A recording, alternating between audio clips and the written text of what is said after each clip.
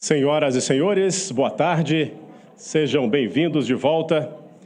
Vamos iniciar agora a nossa programação da tarde com o último painel do dia, que trará o tema o financiamento do SUS nas esferas federal, estadual e municipal. As discussões serão em torno das principais questões orçamentárias, a otimização de recursos, a visão do gestor, as fontes de financiamento, entre outros temas de extrema relevância.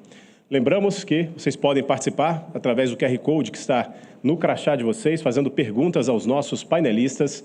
Também quem está acompanhando aí via internet, tem a plataforma do próprio evento que pode ser utilizada para as perguntas também. Sendo assim, convidamos para moderar este painel o deputado federal e presidente da Comissão Especial de Combate ao Câncer, Wellington Prado.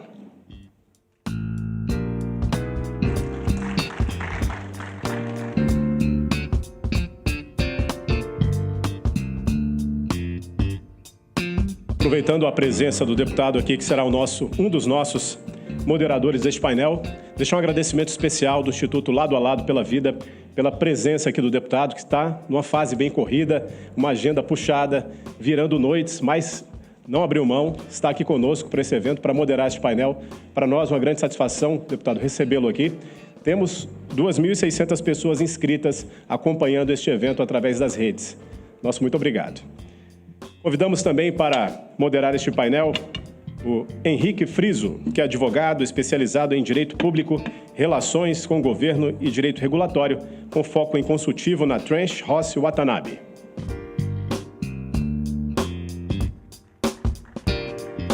Meu nosso muito obrigado ao Henrique Friso. E convidamos agora os debatedores deste painel. Vamos recebê-los. Nelson Teich, médico oncologista e ex-ministro de Estado da Saúde.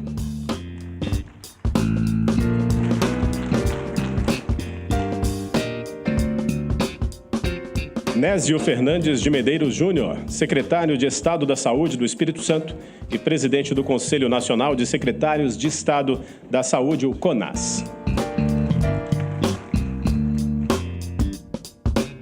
Damos Mauro Guimarães Junqueira, secretário executivo do Conselho Nacional de Secretarias Municipais de Saúde, CONASEMS.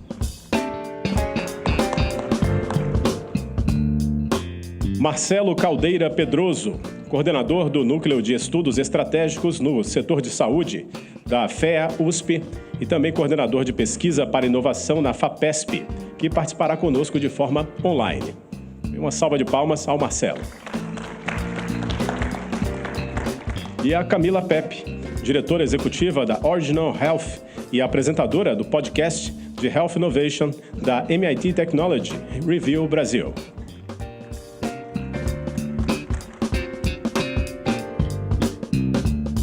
Com o painel devidamente composto, com a palavra o deputado Wellington Prado. Boa tarde a todos e a todas. Primeiramente, agradecer a Deus por esse momento, a grande satisfação, cumprimentar aqui a todos, de forma muito especial, fazer um reconhecimento que eu sempre faço questão de fazer, que para mim é um marco do Instituto Lado a Lado, a Marlene Oliveira, que trouxe, o que criou o Novembro Azul, uma campanha magnífica, a campanha mais importante de conscientização em relação à saúde do homem, já tem 10 anos, a gente sabe tanto que o homem é difícil, tem essa questão cultural, o machismo. Muitas vezes o homem vai para o médico, faz uma consulta, o exame, porque a mulher leva, e o Instituto Lado a Lado tem uma importância muito grande de conscientização em relação à saúde do homem. O câncer de próstata é um dos cânceres que mais mata homens no nosso país e eu não tenho dúvida nenhuma, o Instituto Lado a Lado já salvou muitas e muitas vidas ao longo desses anos com a campanha do Novembro Azul. Então, assim, é um orgulho para a gente. Muitas pessoas pensam que é uma campanha internacional vinda de fora, mas não, é nossa aqui. É por isso que eu faço questão de falar né, o grande orgulho que a gente tem da campanha Novembro Azul, e eu assumi esse compromisso com a Marlene, né, de defender, né, a saúde do homem na Câmara dos Deputados, né, então, inclusive, né, estamos lutando muito para implementar no SUS a cirurgia robótica para câncer de próstata, que infelizmente não tem, né, a gente tem discutido com o general Ferreira, né, que é presidente da EBSER, estamos lutando para garantir recursos, né, para poder implementar em todos os hospitais universitários e a disciplina também na formação dos médicos, garantir, né, a cirurgia robótica, que é uma cirurgia menos invasiva, né, e a gente sabe que muitas vezes a cirurgia manual causa incontinência urinária, até depressão nos homens, em alguns casos, né, impotência, até vem muitos homens são levados inclusive a cometer, né, suicídios. Então isso é fundamental, a gente garantir, né, a cirurgia robótica em todos os hospitais universitários do país, e já está bem adiantado, e não tenho dúvida, quem maçou o mato para a gente passar foi o Instituto Lado a Lado, né, pela Vida, né, foi graças ao Instituto que deu essa possibilidade, né, para que a gente tenha esse sonho realmente realizado e de garantir, né, a todos os homens um tratamento adequado que também tem, né, na rede privada, tem na rede pública também. É uma grande satisfação, como eu coloquei, estar aqui, né, como presidente da primeira Comissão Especial de Enfrentamento ao Câncer no Brasil, que eu acho que é um divisor de águas também, a criação da comissão. A comissão é muito importante para dar voz aos pacientes, às entidades, às associações, a tantas pessoas que há muitos e muitos anos vêm lutando, às vezes não tem voz. Eu sempre costumo falar, viu, ministro, que o parlamento, né, em todos os níveis, seja a nível municipal, o executivo, o parlamento é executivo, a nível municipal, estadual, federal, funciona igual feijão, funciona na pressão mesmo, é na mobilização, é dessa maneira que o parlamento funciona. Por isso que fóruns como esse, como a Comissão Especial de Enfrentamento ao Câncer, tem um papel assim tão importante. A gente tem tido alguns avanços, né, uma parceria, né, de toda a Comissão Especial de Enfrentamento ao Câncer, de forma muito especial a nossa relatora Silvia Cristina. Já aprovamos muitos projetos importantes, defendidos aqui pelas entidades há muitos e muitos anos,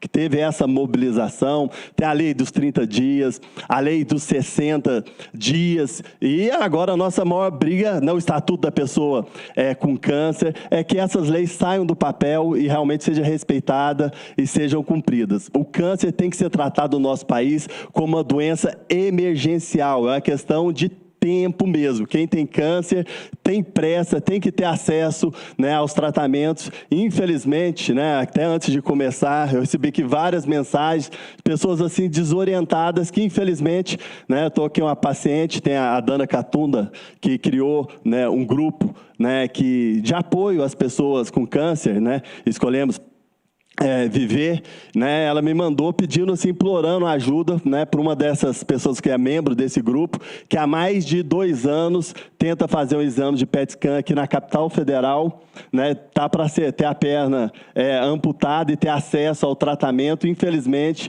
ela está tentando, né, inclusive me pediu apoio para ir para outro estado, porque não consegue fazer o tratamento, e estamos falando aqui da capital federal do país. Imagina os rincões aí do nosso país, né, a zona rural, locais que não tem nenhum tipo, né, de assistência e de estrutura. Então, é muito triste. A gente tem muito que avançar. Tem tratamentos novos, novas medicações, né, tratamentos personalizados, e a gente tem que garantir que esses tratamentos cheguem aí a todas as pessoas, né, cheguem no SUS. 70%, né, das pessoas que tratam câncer no nosso país tratam no SUS, só que, infelizmente, às vezes não tem acesso, né, aos tratamentos de ponta, e uma vida realmente não tem preço, né? Nós conseguimos aprovar, né, há algum tempo atrás, agora a incorporação de 3 novos medicamentos importantes para o câncer de mama metastático, aprovamos várias outras resoluções, estamos brigando para criar um fundo nacional para financiar as ações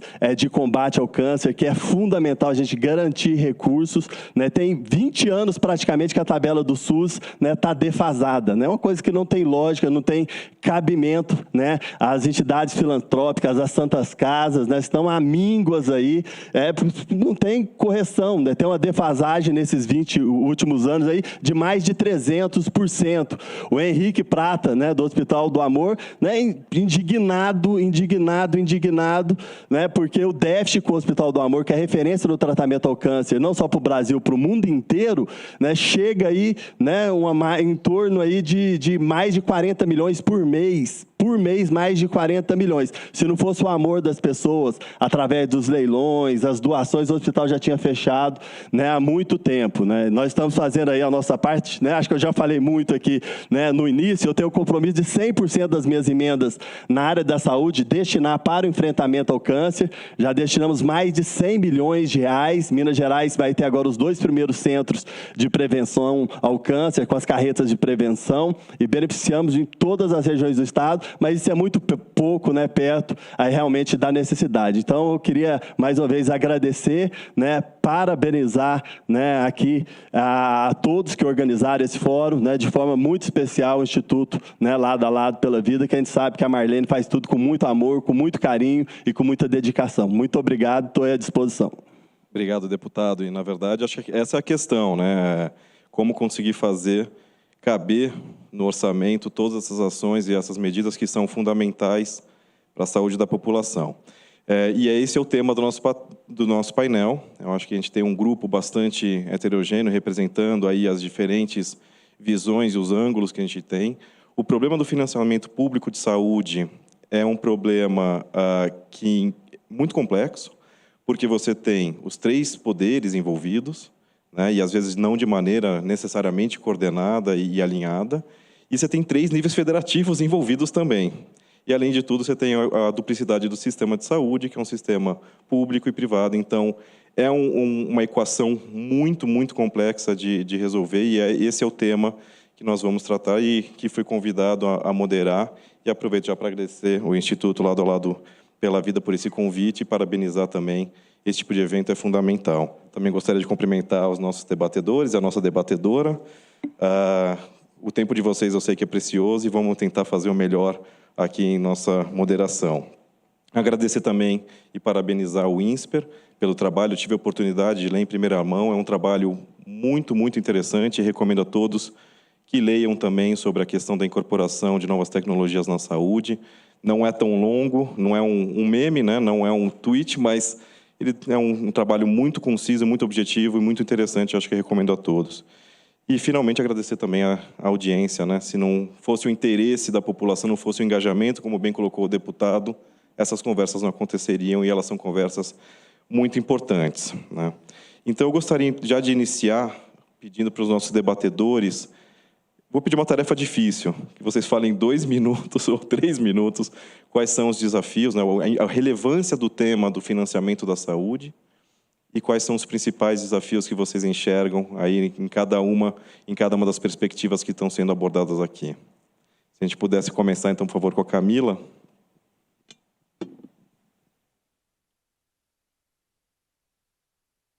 Alô? Sim, está funcionando. Boa tarde, eu sou a Camila. Primeiro, eu gostaria de agradecer a Fernanda, a Marlene, do Instituto Lado a Lado. Um prazer estar aqui dividindo nossa mesa com um tema tão relevante, como todos já abordaram, falando sobre financiamento da saúde, ao lado desses colegas que certamente vão contribuir também para essa conversa que a gente vai ter agora. Quando a gente fala de financiamento da saúde, é um tema, sem dúvida, muito relevante, principalmente se a gente fala de um país como o Brasil, que tem uma saúde que tem o SUS, que visa prever, né, oferecer o sistema de saúde de forma gratuita para a população de uma maneira geral, mas é muito importante a gente falar de acesso. De nada adianta a gente oferecer para a população, como foi falado no painel anterior, sobre incorporações de tecnologias, métricas já bem estabelecidas para definir quais tecnologias estariam disponíveis para a população, sem que essas tecnologias, de fato, cheguem ao paciente no final, que é o mais importante. A gente precisa que elas cheguem ao paciente. E para que elas cheguem ao paciente, é fundamental que a gente discuta o financiamento da saúde, porque é através do financiamento que, de fato, essas compras vão ser realizadas e essas tecnologias tecnologias vão chegar ao paciente com o objetivo final, mas lembrando sempre que um dos desafios, e aí eu acho que é o mais importante de todos, é a gente conseguir fazer isso mantendo a sustentabilidade financeira do Brasil, da saúde financeira do governo como um todo, podendo contribuir com a população, fornecendo essas tecnologias, mas de uma maneira sustentável. Eu acho que esse é o grande desafio que a gente vai poder discutir bastante hoje sobre isso. Obrigada. Obrigado. Gostaria de chamar, então, o Marcelo Caldeira Pedroso, que está remotamente, também para fazer a sua consideração inicial sobre o mesmo tema. Obrigado, boa tarde a todos e a todas, uma satisfação, agradeço aqui o Instituto Lado a Lado, sou da Fernanda, da Marlene, e aqui realmente um painel com notáveis, uma satisfação estar com vocês aqui. Tenho 3 minutos, então vou falar de 3 temas. Basicamente, a forma que eu enxergo é, nós temos um sistema, e como qualquer sistema, o nosso sistema da saúde ele foi desenhado, né? Eu acho que as grandes questões, são 3 questões, né? O nosso sistema de saúde é intensivo em conhecimento e em capital, em dinheiro, portanto, em financiamento, que é o tema principal daqui. As 3 questões que eu vejo são, primeiro, discutir o desenho do sistema, tá certo? Eu acho que o nosso sistema é muito bem desenhado, tá certo? Na perspectiva do sistema público, né? Porém, faltam alguns elementos, em particular, a integração com o sistema privado, né? Ao contrário, o sistema privado acho que tem algumas carências, né, de desenho, particularmente quando se fala no caso da atenção primária. Então, o primeiro elemento que eu acho que vale uma discussão aqui em relação ao desenho do nosso sistema de saúde, quando nós falamos sistema único, a impressão que se tem pelo nome é que o sistema é único, mas ele acaba sendo um sistema formado pelo público e o privado. Idealmente, poderia haver uma melhor integração entre esses sistemas. Por que eu digo isso? Que é o segundo tópico que remete exatamente ao tema central do painel, que é o financiamento. Se nós olharmos aqui o nosso financiamento, na perspectiva do financiamento total, nós investimos no Brasil algo como 9,6% do PIB em saúde, o que na realidade não é tão ruim se comparar com a média dos países envolvidos, na faixa de 8,8%. O que acaba acontecendo é que existe um desbalanceamento e, na realidade, nesse desbalanceamento, quem acaba sofrendo é o sistema público, que é subfinanciado. Depois eu posso trazer mais alguns números, né, e corroboro, inclusive, com o que os colegas trouxeram aqui. E, por fim, talvez uma saída para tentar equalizar essas questões são os investimentos em inovação. Como eu comentei com vocês, sistema de saúde intensivo em conhecimento, os investimentos em inovação, se bem feitos, né, ou se melhor feitos, poderiam, sem dúvida, contribuir para melhorar a nossa efetividade do sistema e, portanto, torná-lo mais efetivo e mais eficiente. Então, agradeço aqui, uma satisfação contar com vocês aqui nesse painel. Muito obrigado, Mauro. Gostaria de chamar o ex-ministro Nelson Teich para fazer suas ponderações iniciais sobre a questão e a problemática do financiamento público de saúde. Alô? Bom, primeiro eu quero agradecer o convite, é um prazer estar aqui, né, Marlene, lado a lado. O que eu vou tentar trazer primeiro é um contexto, porque eu trabalhei como oncologista há muito tempo, na época que eu trabalhava no Rio, eu era a pessoa que tinha mais paciente, eu trabalhava de segunda a sexta sem parar. Eu conheço na intimidade o que é a vida de alguém que tem câncer. Meu pai morreu de câncer, então eu conheço isso. Então eu vou falar, e é muito difícil você não dar tudo para todo mundo na área da saúde. O problema prático é que isso é impossível. Então eu vou trazer alguns números para a gente entender o cenário. Em 2020, o sistema público, ele foram mais ou menos R$ 1.600 por pessoa por ano. Tá? Separado em federal, estadual e municipal. Tem emenda parlamentar, tem mais ou menos isso. O país que mais incorpora no mundo são os Estados Unidos. O gasto nesse mesmo ano foi de mais ou menos R$ 65 mil por pessoa por ano. 65 mil. Se você vai pegar o Medicare americano, que lida com as pessoas mais velhas, foi mais ou menos 70 mil. O Medicaid, que lida com os pobres americanos, gastou 46 mil por pessoa por ano. A gente tem 1.600. Resumo, é impossível incorporar tudo. Impossível. E a grande preocupação que a gente tem aqui é tratar os problemas com realidade. Porque a pior coisa que você pode fazer é tratar a vida como você gostaria como ela fosse e não como ela é. Porque se você não encara o problema com a complexidade necessária, o que você vai ter são aqueles projetos românticos que nunca vão resolver nada. Tá certo? Quando você pega, por exemplo, o Reino Unido, com o gasto que existe hoje, né, de 2020, foi mais ou menos R$20 mil por pessoa por ano. São valores muito diferentes do que a gente tem. Esse é o cenário que a gente vive. Qual é o problema de você não ter recurso para incorporar tudo? Você tem que fazer escolhas. O sistema de informação e de gestão não acompanhou a evolução da complexidade do sistema. Então, hoje, o sistema não é coordenado por um gestor. Ele é coordenado pelas forças de mercado, que sempre vão focar no indivíduo, no lucro, nunca vão focar em pessoas. O mercado se equilibra no dinheiro, ele não se equilibra no cuidado. Esse é o cenário. O modelo atual voltado para a incorporação tecnológica não vai funcionar. Não vai funcionar. Então, essa é só para a gente ter uma abertura, porque a grande preocupação hoje é como é que eu consigo entregar o máximo para a sociedade com o recurso que eu tenho. Eu preciso ter uma estratégia muito mais forte, porque senão a gente não... Estratégia basicamente são 4 coisas. Quem é o meu cliente, no caso, tem que ser a sociedade, quais os problemas que ela tem, quais são as prioridades e como é que eu resolvo isso, o que eu quero entregar. Eu tenho que mapear os 4. A gente vai discutir um pouco mais sobre gestão aqui, acho que isso é interessante. A gente tem aqui 2 pessoas excepcionais que vão estar falando, Mauro, né? Mas aí eu só queria trazer um contexto, para deixar claro que a única coisa que não vai resolver o sistema é romantismo e superficialidade. Então a gente vai continuar, o que acontece é que todo ano todo mundo fala a mesma coisa e nada muda. Tá? Então isso aí era só o que eu queria começar colocando esse cenário. Perfeito, muito obrigado.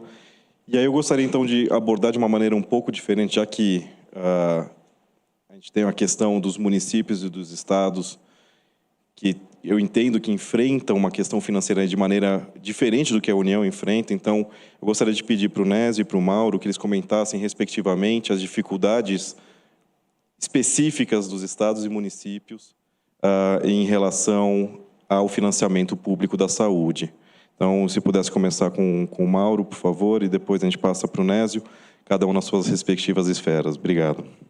Boa tarde a todos e a todas. Eu queria, em nome do Conasems, agradecer o convite, a oportunidade de estar aqui conversando com vocês. Em nome do nosso presidente Williams, o Conasems, ele representa o conjunto de municípios, os 5.570 municípios. Então, nosso desafio é continental, um país com muitas diferenças e com dificuldades dentro do próprio município. Nós temos, nos 34 anos do SUS, 31 ministros. Então, a política pública que resiste a essa rotatividade, isso não é só a nível nacional, é no Estado e também no município. O município também roda muito. Nos 34 anos do SUS, o governo federal aplica 1,5% do PIB em saúde. Todo e qualquer governante, todo e qualquer partido político que passou pelo Palácio do Planalto ficou nessa média de 1,5%. Então, enquanto nós estamos aí na casa de 9% do PIB em saúde, 3,8% é público. 3,8%. E os 3,8% cuidam de 168 milhões de brasileiros, que têm o SUS como o seu único plano de saúde. E para os 50 milhões restantes, que têm plano de saúde ou que pagam do próprio bolso a sua saúde e que dizem que não usam o SUS, dizem só, né? Porque se tem um acidente de trânsito, quem salva a vida é o SAMU, né? E leva para o hospital público, geralmente para uma Santa Casa, para um filantrópico. E aí, quando melhora, aí vai para o Einstein, para o Sírio, para o HCOR, etc. Fala, que bom que eu tenho plano de saúde, mas quem salvou a vida foi o SUS. Se precisar de uma vacina do Covid, foi o SUS. E que em 12 meses aplicou mais de 500 milhões, meio bilhão de doses de vacina no braço dos cidadãos. E aí a gente ainda escuta e vai voltar a escutar. Agora, com a pandemia, parou, todo mundo elogiou o SUS, mas a hora que a pandemia baixar um pouco essa poeira, o SUS vai voltar para as manchetes que não funciona, que é ruim, que é ineficiente, etc. E a nossa ineficiência é porque nós temos R$ 3,97 por habitante dia para cuidar da saúde. R$ 3,97. Então, o grande desafio do SUS é recurso, é o financiamento. E não adianta discutir tabela, etc. e tal. Quer dizer, não tem dinheiro para orçamento. Mas aí, deputado, tem dinheiro para emenda impositiva. Emenda é importante? Mas infelizmente desorganiza a rede. Não vou discutir com a capacidade do parlamentar, do parlamento e tal, de fazer, mas é preciso que tenha mais recurso na saúde. Não pode faltar recurso na saúde e ter dinheiro para fazer emenda e muitas vezes, de forma equivocada, construir um hospital na frente do outro, né, botar o equipamento onde não precisa, não ouvir a regionalização, não ouvir a necessidade da região de saúde. Né? O senhor tem uma política voltada para o câncer, ok, perfeito, mas não é assim com todos os parlamentares. Muitas vezes desorganiza o sistema, colocar recursos sem uma discussão regional. Então, nós temos muitas dificuldades. E aí, assim, a culpa é nossa. Eu falo que os prefeitos, a culpa é do senhor, porque o parlamentar só bota o dinheiro se o senhor registrar emenda. E muitas vezes a gente olha o umbigo. Eu pego um município de pequeno porte, nós temos 70% dos municípios brasileiros, 70%, com menos de 20 mil habitantes. Aí o prefeito quer que nasça um bebezinho no município dele. Vai nascer com má qualidade, porque não tem o pediatra na sala de parto, não tem o anestesista, não tem o obstetra. E às vezes faz um parto faz 2, 3 partos por semana, se não é por mês. Lógico que a qualidade é muito inferior daquele que faz todo dia 4, 5, 6, 10 partos.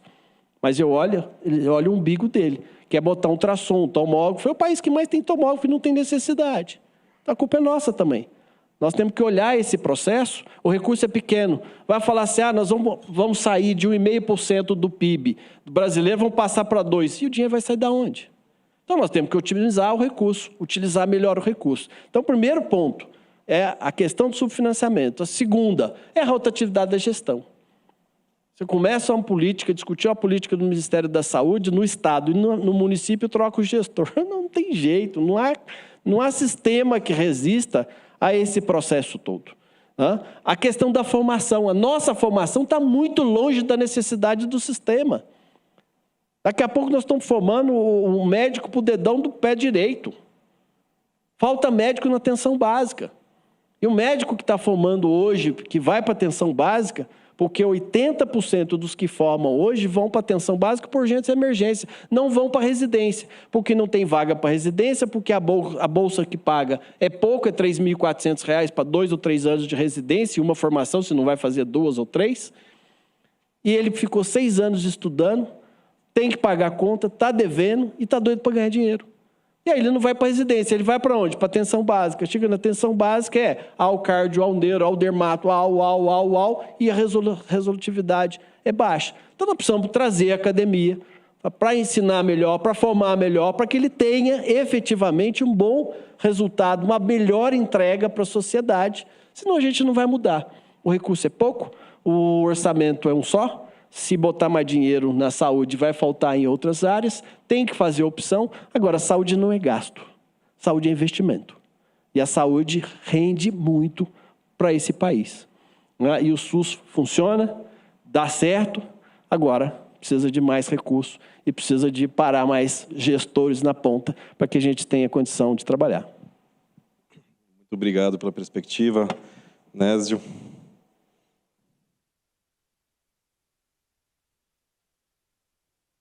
Boa tarde a todas, a todos.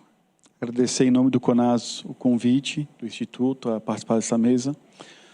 Cumprimentar a todos os colegas que estão aqui compartilhando a mesa conosco, deputado, ex-ministro, companheiro que está à distância. Quero fazer um reconhecimento público aqui que o ministro Peixe, ele, quando recém assumiu, ficou poucos dias ministro, né? Mas foi o único ministro que, nesse período todo de governo, que eu tive contato direto, que uma ligação telefônica de quase 20 minutos, mas me pediu números para poder discutir a situação da Covid no Estado do Espírito Santo. Tudo queria números, tudo queria indicador, tudo queria... E quero aqui reconhecer que nós talvez tenhamos perdido uma grande oportunidade de acertar como país no enfrentamento da pandemia se tivéssemos talvez tido o senhor mais tempo à frente do Ministério da Saúde. O meu reconhecimento como gestor, que teve um pequeno contato, um curto contato com o senhor durante o período da pandemia, mas que, de fato, nós precisamos ressignificar e aprender muito com aquilo que o Brasil viveu nesses 2 anos.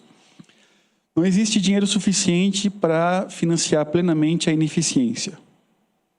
E aí qualquer engrenagem, qualquer sistema ineficiente, ele está totalmente desenhado para funcionar e dar os resultados que ele está dando.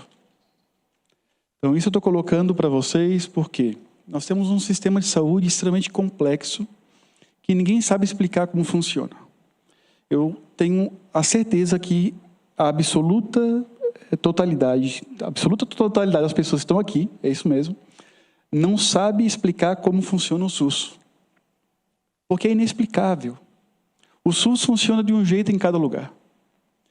Eu já estive em missões na Europa, em conversas com colegas de universidades estrangeiras, estou nos bairros do Espírito Santo fazendo a gestão pública com o pé no chão, e explicar como funciona o sistema de saúde é algo totalmente complexo. Porque um eletrocardiograma que está pactuado para ser feito num município, dentro da PPI, ele pode ser executado pelo hospital universitário, pelo hospital filantrópico, pelo consórcio, ele pode ser financiado pelo Estado, pelo município, ele tem uma quantidade muito grande de formas de se organizar dentro daquilo que se desenha como a garantia do acesso do paciente. Nós temos muitos acertos na história do Sistema Único de Saúde. E acredito que entre os artigos 196 e 200 da Constituição, não vamos encontrar os problemas do sistema. Nós temos que proteger esses artigos. E mexer neles neste momento é puro oportunismo político. Assim como querer rever e reachar os problemas do SUS na Lei 8080, na nossa lei orgânica. Muito bem desenhada, muito bem concatenada aos desafios da nossa época e também à realidade muito particular do Brasil. Nós não temos que mexer no modelo misto, nós não temos que mexer na hierarquização do sistema de saúde, na composição interfederativa. Agora, nós precisamos reconhecer aonde estão os desafios e as fragilidades do sistema. Nós temos desafios que estão apontados para fora, desafios que estão colocados pelos limites fiscais, pelo teto fiscal, desafio que está colocado pelo teto político de cada momento que o país vive, que cada ente subnacional vive.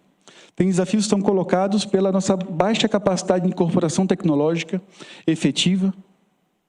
E incorporar tecnologia não é licitar empresa de BI. E está cheia por aí. Eu sou médico sanitarista, também militante de software livre, estudante de programação e ciência de dados, né, e que tem uma opção ética pessoal de dedicar toda a minha vida profissional ao Sistema Único de Saúde. O que nós temos de desafio hoje está na dimensão da fragilidade da gestão pública, de como o perfil de muitos gestores não consegue identificar o atual estágio de desenvolvimento tecnológico que o mundo vive e de como a gente deve incorporar as tecnologias ao sistema de saúde. O que o trator fez com o boi? Livrou o boi do arado. Incorporar tecnologia não é comprar um segundo sistema de saúde no mundo da tecnologia. Sou totalmente radical e contrário às lógicas de comprar telemedicina e montar policlínicas virtuais separadas, desconectadas daquilo que é a organização própria do serviço que eu já tenho e já organizo no sistema. Incorporar telemedicina é eu incorporar a tecnologia ao processo que eu já realizo, que eu posso passar a ofertá-lo de maneira presencial ou à distância, com novos parâmetros de performance. Incorporar tecnologia não é se iludir e comprar um BI de R$1 milhão por mês, que é feito em Python, que pode se estruturar em diversos bancos de dados, data lakes, data warehouse, que a gente pode organizar integrando diversos sistemas que existem no sistema de saúde. Então, o financiamento do sistema de saúde, ele precisa ser encarado nos seus grandes desafios, naquilo que ele precisa alcançar como financiamento, mas também no desafio daquilo que já está disponibilizado hoje, alcançar maior padrão de performance. E aí eu espero, nos próximos minutos, poder compartilhar mais de como a nossa experiência no Espírito Santo Ela reconheceu o desafio da média complexidade ambulatorial, da atenção primária, da atenção hospitalar, da engrenagem regulatória que conecta todos os níveis de atenção à saúde e de como nós conseguimos, em plena pandemia, incorporar diversas tecnologias leves e pesadas para poder permitir que o sistema funcionasse num padrão de performance totalmente diferenciado aos patamares que a gente teve nos momentos anteriores à própria pandemia. Nós temos o desafio de poder assumir a responsabilidade do que nos toca no dia de hoje para poder, sim, acumular forças e entregar um sistema de saúde diferente. Concluo essa parte dizendo que não haverá, talvez, segunda oportunidade para o sistema de saúde, para os gestores do SUS, com a sociedade brasileira, de um grau tão grande de pertencimento que nós conquistamos hoje nas instituições e na população com o nosso sistema de saúde. Esse alto grau de pertencimento e defesa do SUS precisa servir e ser encarado por nós como uma grande oportunidade de fazer com que o sistema ganhe prioridade no financiamento e na maturidade como a gente pode fazer a modernização do sistema. Então, a minha primeira fala se delimita a isso, em seguida a gente compartilha mais. Perfeito, muito obrigado. Eu gostaria de estender uma pergunta ao ex-ministro Nelson Teich. O que parece, né, ouvindo aqui os debatedores, aqui a gente tem alguns problemas, e um deles pode ser realmente o subfinanciamento, como foi bem colocado pelo Mauro. Eu gostaria de entender qual que é a percepção no âmbito federal, porque ainda assim todos são subfinanciados, mas existe um desnivelamento desse subfinanciamento. Obviamente, a União Federal possui mais recursos, possui mais capacidades. Gostaria de entender qual que é a sensibilidade que a gente tem no âmbito federal das dificuldades que são enfrentadas no nível, nas demais esferas, né, municipal e estadual. Eu não posso responder pelo momento atual. Eu posso dar minha percepção posição do momento. Eu acho que hoje, vou te resumir numa frase. Eu acho que o Ministério perdeu a maior oportunidade que ele teve de ser uma liderança legítima. Porque líder não é aquele que líder é o que ajuda, não é o que manda. E nunca foi tão necessário uma ajuda. Então eu vejo isso como uma oportunidade perdida, talvez antes que o Nézio falou, talvez tenha perdido, né? Foi uma perda gigante. E o que eu te digo é o seguinte: uma coisa que a gente aprendeu com a Covid é que sem colaboração você nunca vai resolver problemas complexos. Impossível. Impossível. Quando você, em vez de estar junto, eu não estou querendo criticar especificamente alguém, em vez de você estar junto, você tentar transferir o problema, você já começa a ter um desastre na solução. Porque o que acontece? Um exemplo, vou usar o exemplo da Covid. É a gestão em tempo de crise, em tempo de que você nunca viveu antes. Então você tem que aprender conforme você vai andando. Você vai tomar algumas decisões que você vai ter que rever o tempo todo, porque cada dia aconteceu um negócio novo. Nessa hora tem que estar todo mundo junto, tem que ser um movimento em bloco. Não pode ser um tentando jogar para o outro ou culpando o outro. Isso é um desastre. Então, eu vejo hoje, eu posso dar a minha posição, eu acho que precisa de uma cooperação maior do que existe. Não só na Covid, mas para o resto do tempo desse país, entendeu? Essa é a minha posição pessoal. Não estou falando pelo Ministério, essa é a minha posição pessoal. Perfeito. Deputado, eu gostaria de complementar com algum ponto em relação à questão do governo federal, porque, na verdade, a questão da coordenação, ela é uma coordenação entre os executivos, é uma coordenação entre os poderes, porque também, por outro lado, quando a gente menciona, né, e já foi mencionado nos outros painéis, a questão da judicialização da saúde, e que é muitas vezes colocada como de uma maneira bastante negativa, mas é o papel que o judiciário tem também de corrigir disfuncionalidades que estão acontecendo no sistema. Agora, a questão seria, como seria o papel, né, do legislativo, talvez, em tentar trazer para esse ambiente altamente complexo, de diferentes níveis de poder, de diferentes poderes e diferentes níveis federativos, trazer para que tenha uma conversa efetiva. Eu gostaria de ver se tem alguma ideia nesse sentido. Eu concordo com as colocações foram feitas aqui. O Nézio falou realmente muito bem, né? A complexidade é muito grande, né? Ninguém pode afirmar que conhece tudo do SUS, porque em cada município é uma realidade diferente, em cada estado é uma realidade diferente, realmente não é simples, os desafios são enormes. Em relação à oncologia, nós estamos debatendo, discutindo com o conjunto das entidades, associações, com a representação, né, da sociedade, uma política nacional de enfrentamento ao câncer. A gente quer pegar os cases de sucesso e definir isso numa política nacional, né? Não dá para admitir que o paciente seja penalizado. Vou dar o exemplo de Minas Gerais aqui no Distrito Federal, né? O paciente que está, né, na regulação do SUS, se é solicitado pelo médico, né, um exame e o SUS não oferece aquele exame, ele vai, né, às vezes a única forma dele ter aquele exame, né, é através da rede particular. Ele vai lá com muita dificuldade, amigos ajudam, ele mesmo consegue pagar. Se ele faz esse exame, ele fica fora, né, da regulação e ele tem que voltar, às vezes demora, né, 6 meses, né, 5 meses, para poder voltar para a fila do SUS para iniciar o tratamento novamente. Ele é penalizado, né, e o SUS, e dentro do sistema, ele não conseguiu fazer, né, o exame. É esse caso que eu coloquei, inclusive, né, dessa pessoa que me enviou, né, a mensagem antes aqui de começar, né, o fórum. Então, a gente está definindo tudo isso numa política nacional para que essa pessoa não seja penalizada e justamente pegando esses cases, né, de sucesso do Hospital de Amor e de outras instituições que são referência no tratamento ao câncer. Então, o financiamento é um problema realmente sério, muito grave. Depois eu posso, inclusive, detalhar, né, alguns pontos. Vou dar um exemplo, o estado do Maranhão, que é um dos estados mais pobres do nosso país, e lá tem um fundo,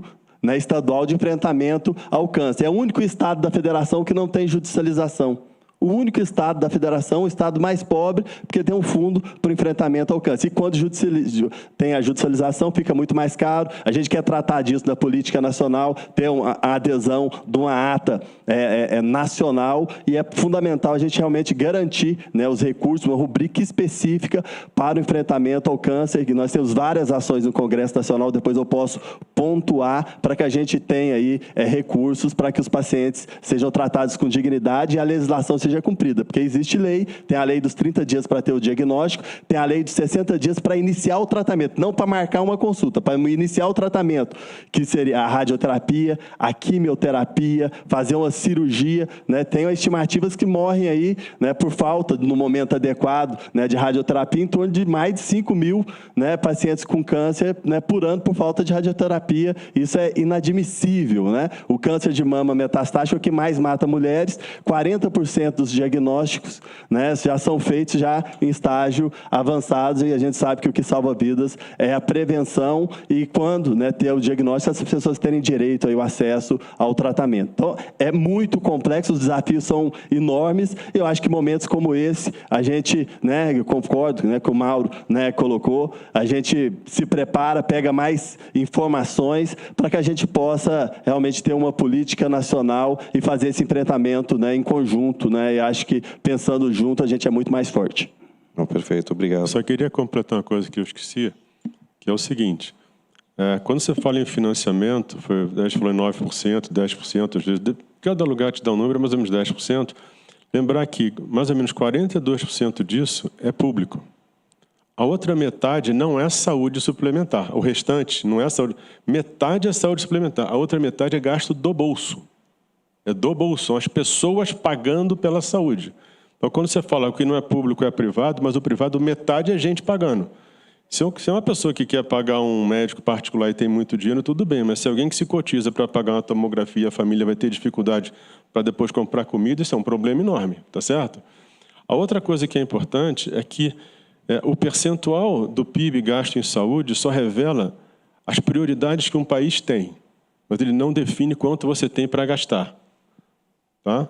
9% com o PIB per capita brasileiro de 30 e poucos mil reais é diferente de uma Inglaterra que tem 200 e pouco e dos Estados Unidos que tem 300 e pouco. Então, pouco percentual de pouco é pouco. Só para a gente não misturar, achar que porque o percentual é parecido que tem a mesma quantidade de dinheiro, entendeu? Não, excelente. E é uma questão da priorização, né? A gente fala do subfinanciamento, mas, obviamente, o orçamento é um só. Mas onde que está sendo priorizado, né? Me lembro que estava lendo uma reportagem ontem sobre a questão de judicialização da saúde, medicamentos, que um município foi forçado a adquirir medicamentos de alto custo e que era o orçamento integral da saúde naquele ano que o município teria.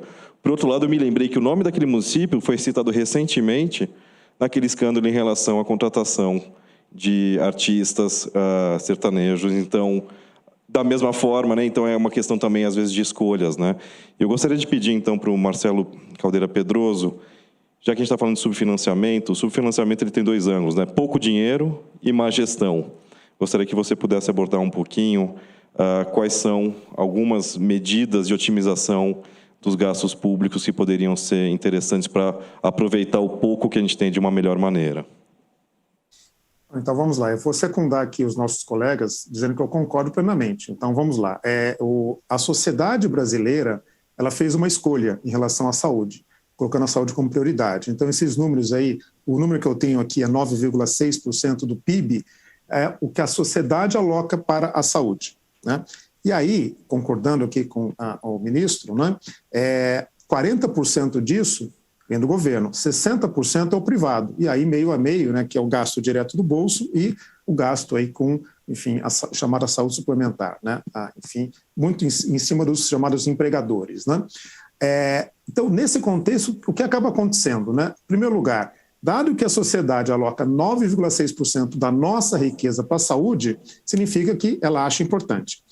É claro que é um percentual sobre o PIB. Eu acho que extrapola um pouco a nossa discussão como cresceu o PIB, né? Que aí é um assunto, inclusive, até mais complexo, né? Na perspectiva, eu diria que econômica, né? Mas, uma vez o PIB crescendo, automaticamente, o percentual estando mantido, os recursos aumentam para a saúde. A grande questão que eu vejo é a inequidade na distribuição, eu diria que macroeconômica do recurso. Por quê? Se 60% deste valor total ele está no privado, quem tem acesso ao privado, pegando uma parte específica, assumindo o privado como exclusivamente o pessoal, os beneficiários, né, que tem cobertura com a saúde privada, nós estamos falando de 25% da população. O que significa que 40% disso vai para 75% ou até mais, porque, na realidade, quem está no privado também tem acesso público. Veja, por exemplo, inclusive, o nosso programa de vacinação aqui. Então, eu acho que a grande questão nós temos hoje, pelo menos os dados aqui, em termos de sistema público universal, o maior sistema do mundo, em termos de pessoas, né? Se nós, eu digo nós, o governo, ele aloca 3,8% do PIB para a saúde, esse é um subfinanciamento. Por quê? Porque quem não tem acesso ao privado, ou quem não tem o dinheiro do bolso, está, na realidade, restrito a essa alocação do governo. Acho que a grande pergunta que fica, primeiro por quê? E realmente eu não tenho condições de responder, talvez quem está aqui em Brasília, né, consiga responder melhor do que eu. Por que a questão dos 3,8%? Se nós compararmos com sistemas da OECD, né, ou seja, dos países envolvidos, né, uma boa parte deles com sistemas universais, canadenses e europeus, eles alocam 6,5% do PIB. Então, há sim uma diferença já na defasagem em relação ao quanto do PIB faz. E é claro que ainda mais um PIB maior, isso aumenta mais a defasagem. Então, uma das perguntas que eu até deixo para os colegas em primeiro lugar, quer dizer, por que nós estancamos aqui em 3,8% do PIB? Eu falo estancar porque, se nós compararmos com 2010, até houve um aumento, o incremento foi de 3,6% para 3,8%, mas por que o PIB, a alocação total cresceu de 8% em 2010 para 9,6%? Muito em cima da alocação do privado, que saiu de 4,4% e foi para 5,8%. Então, a primeira questão, e eu deixo para os colegas, como eu comentei, né? Vocês estão em Brasília, né? O ministro aí teve, inclusive, né? Navegou nas esferas aí, nas altas esferas, né? Uma das perguntas por que esse número não cresce, né? E é claro que é uma decisão política. Sim, é uma decisão política. É uma pizza, é um bolo que tem que ser cortado, né? Por que o governo, na realidade, faz essa alocação com esse subfinanciamento que é reconhecido e as evidências mostram isso. O outro elemento, né, e eu concordo com a questão da complexidade, né, o sistema de saúde nosso, eu vou dizer agora uma simples aqui, enfim, opinião de alguém que estuda o sistema, tá certo? É que ele está bem desenhado, o sistema público, né? particularmente quando se fala em atenção primária. E se pegar os valores que são alocados para atenção primária, da ordem de 120 bi, mostram que, de uma certa forma, isso até que funciona, né? Pelo menos na minha opinião. Tem aqui quem que é o Mauro até pode, de repente, reforçar, né? Ou não, né? Agora, o que acaba acontecendo é, pelo subfinanciamento, o sistema fica pouco responsivo. Por quê? Pela falta de recursos. Quando sai da atenção primária e começa a ir em níveis de atenção secundária e terciária, aí a coisa começa a apertar, que é a falta de um diagnóstico, como já foi trazido aqui, é a falta de um tratamento, e aí depende de quem atua no SUS, como foi bem trazido aqui, o caso do Hospital do Amor, né? Que depende de quê? De outros elementos, como doações para conseguirem fazer um bom trabalho, fazer uma boa assistência, como também outros hospitais que atendem o SUS, né, com alta complexidade, dependem da sua inserção no setor privado para conseguir, de uma certa forma, subsidiar o tratamento que é feito no sistema público. Então, esse, acho que, elemento, né, é um elemento fundamental. Aonde que poderia ser discutido, né, uma saída? Né? Eu pensaria em revisitar o sistema como um todo. O que é o sistema como um todo? É o SUS? Não, é o SUS conversando de uma forma mais integrada com o privado. Como foi bem colocado aqui, quem sai do privado vai para o público, quem sai do público vai para o privado não consegue voltar. Ou pelo menos esse que é o desenho, tem que voltar para a atenção primária de novo. Portanto, ele não consegue, a não ser que o público ofereça o serviço, voltar para o nível de atenção. Precisa fazer lá um PET scan, precisa fazer lá uma ressonância, fora do sistema, ele tem que voltar para a atenção primária. Eu acho que esses elementos, né, de principalmente interconexão entre público e privado, eu acho que nós poderíamos ter, num olhar mais sistêmico, um olhar que possibilitasse uma melhor integração entre os sistemas. Basicamente é isso. Muito obrigado. E aí eu gostaria, como a gente está falando de otimização, né, porque me parece que a questão do subfinanciamento, e acho que todos os debatedores concordam que há um subfinanciamento, é uma questão um pouco mais ampla e demanda, como bem disse o deputado, pressão. Nada acontece se não houver pressão, e eu acho que a questão da priorização da saúde, são várias prioridades, são várias demandas que um Estado tem, mas a saúde deveria ser colocada num patamar diferenciado. Acho que o teto de gastos também contribui para essa pouca evolução dos dispêndios ao longo do ano. Mas então vamos mudar um pouquinho para um outro lado. Eu gostaria de pedir para o Nésio, ele mencionou que tem algumas iniciativas interessantes no Estado do Espírito Santo para a gestão e otimização desses escassos recursos. Eu estou curioso para ouvir desde o momento que você mencionou. Ótimo. Em 2019, no primeiro ano de governo, nós reconhecemos todas as falências do sistema, desde a baixa incorporação tecnológica, as incapacidades de ser o Estado com a quinta pior cobertura de estratégias da saúde da família do país, com uma atenção hospitalar totalmente desorganizada e fragmentada, com frágeis instrumentos de contratualização e com uma engrenagem regulatória totalmente obsoleta. Quando me perguntavam em 2019 qual era a fila do SUS, esse era um número imbatível, porque ele nunca bate. Porque dentro do Sistema Único de Saúde existe essa verdade, os números nunca batem. O mesmo paciente ele poderia estar em 4 filas.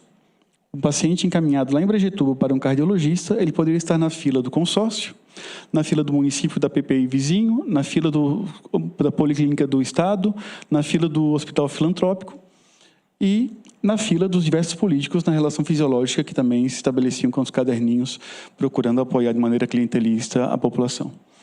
Então, o paciente ele era contabilizado 4 vezes, 5 vezes na mesma condição, na mesma solicitação, na fila do SUS. Um sistema totalmente desorganizado.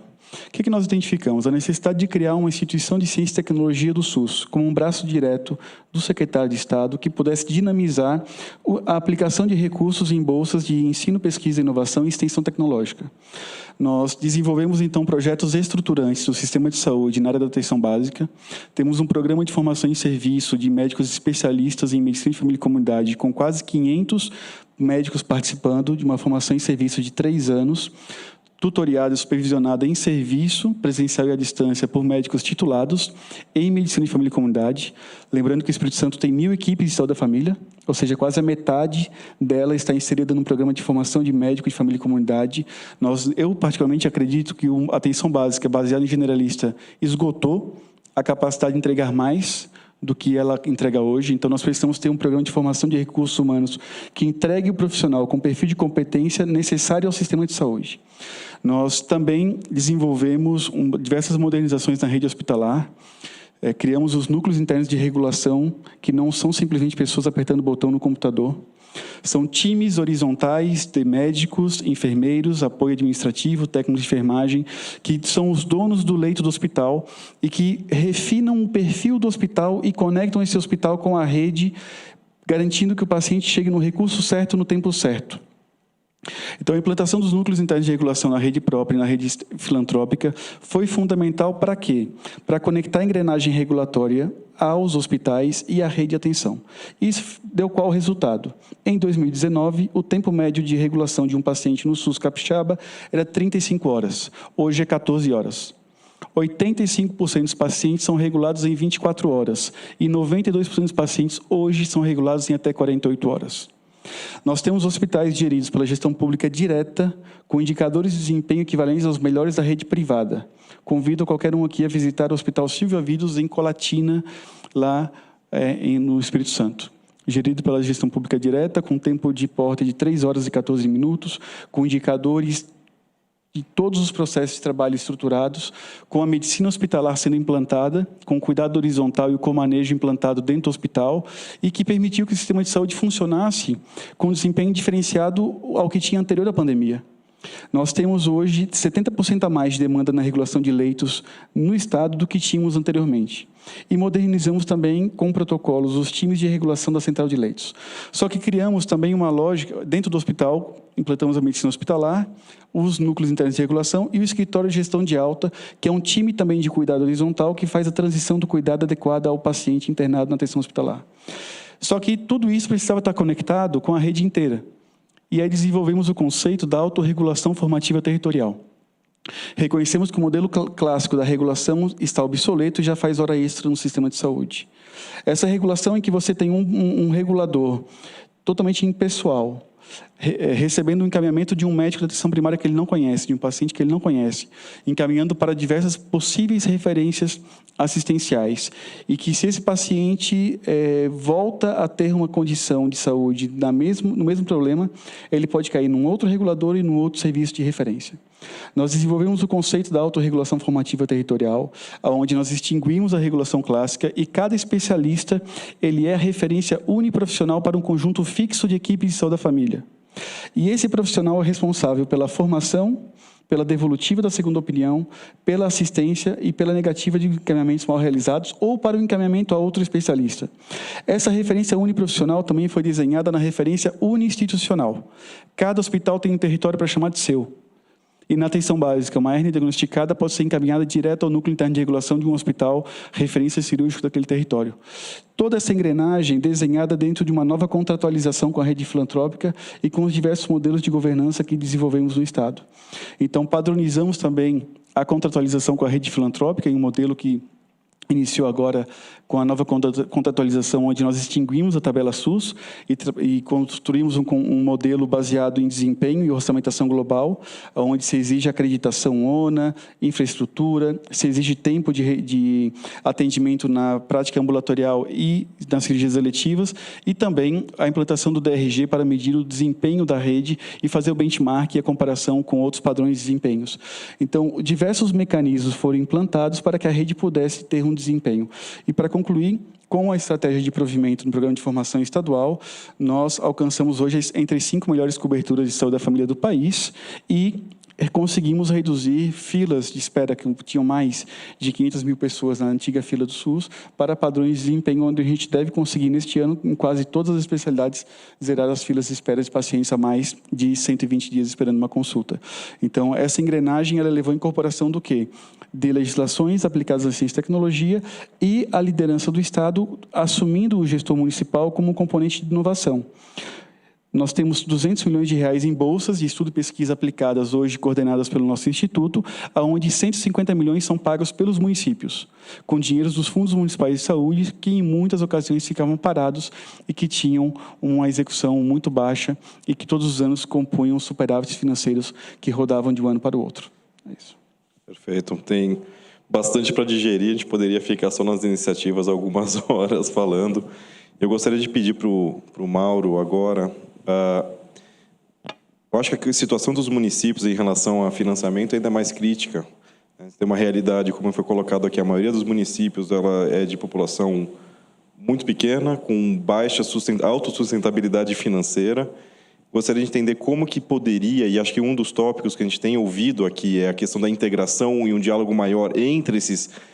O que se poderia ser feito para conseguir trazer os municípios para um diálogo mais coordenado e que, de alguma maneira, por exemplo, como aconteceu no saneamento, estou pensando aqui, consórcios de saúde para evitar que você tenha replicação de esforços dentro de municípios vizinhos, enfim, como que a gente poderia fazer para que os municípios tivessem uma coordenação melhor e utilizassem melhor o pouco dinheiro que eles têm disponível? Bom, primeiro, eu acho que não há que se falar de má gestão, né? Falta recurso. R$ 3,97 pelos números do SUS, nós fazemos milagre. Então, nós somos muito competentes pelo recurso que nós temos. Tem, sim, problemas. Eu apontei a questão da rotatividade. De todo o recurso arrecadado no país, 60% vão para a União. 18% ficam nos municípios, que são responsáveis por todas as políticas públicas desse país. Saúde, educação, social, é o município. O que acontece lá na ponta. E nós ficamos com apenas 18%. E o prefeito, meu prefeito, tem que sair com o chapéu na mão, passar lá no palácio pedindo dinheiro, sendo que quem executa a política é ele, lá na ponta. Então, é preciso discutir o Pacto Federativo. Quem fica com qual percentual de recurso e o que cabe a cada ente federado fazer. Não cabe ao município bancar um medicamento de alto custo que, para um paciente, eu sacrifico toda a minha população. E aí entra a questão da judicialização. Aí entra a questão daquele que pode pagar ou do bolso ou do plano de saúde e quer furar uma fila. E aquele que não pode pagar? Que são 168 milhões, que é 60% da população que não pode pagar.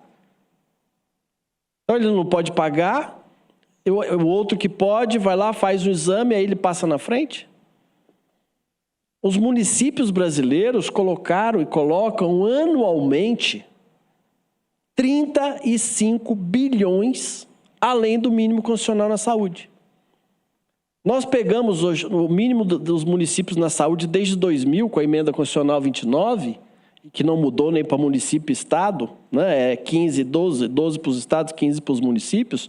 Os municípios, em média, está lá no CIOPS, é público, é 24% de aplicação em saúde. Então, nós pegamos 80% de todo o IPTU que nós arrecadamos e colocamos além da saúde. Porque a população mora no município.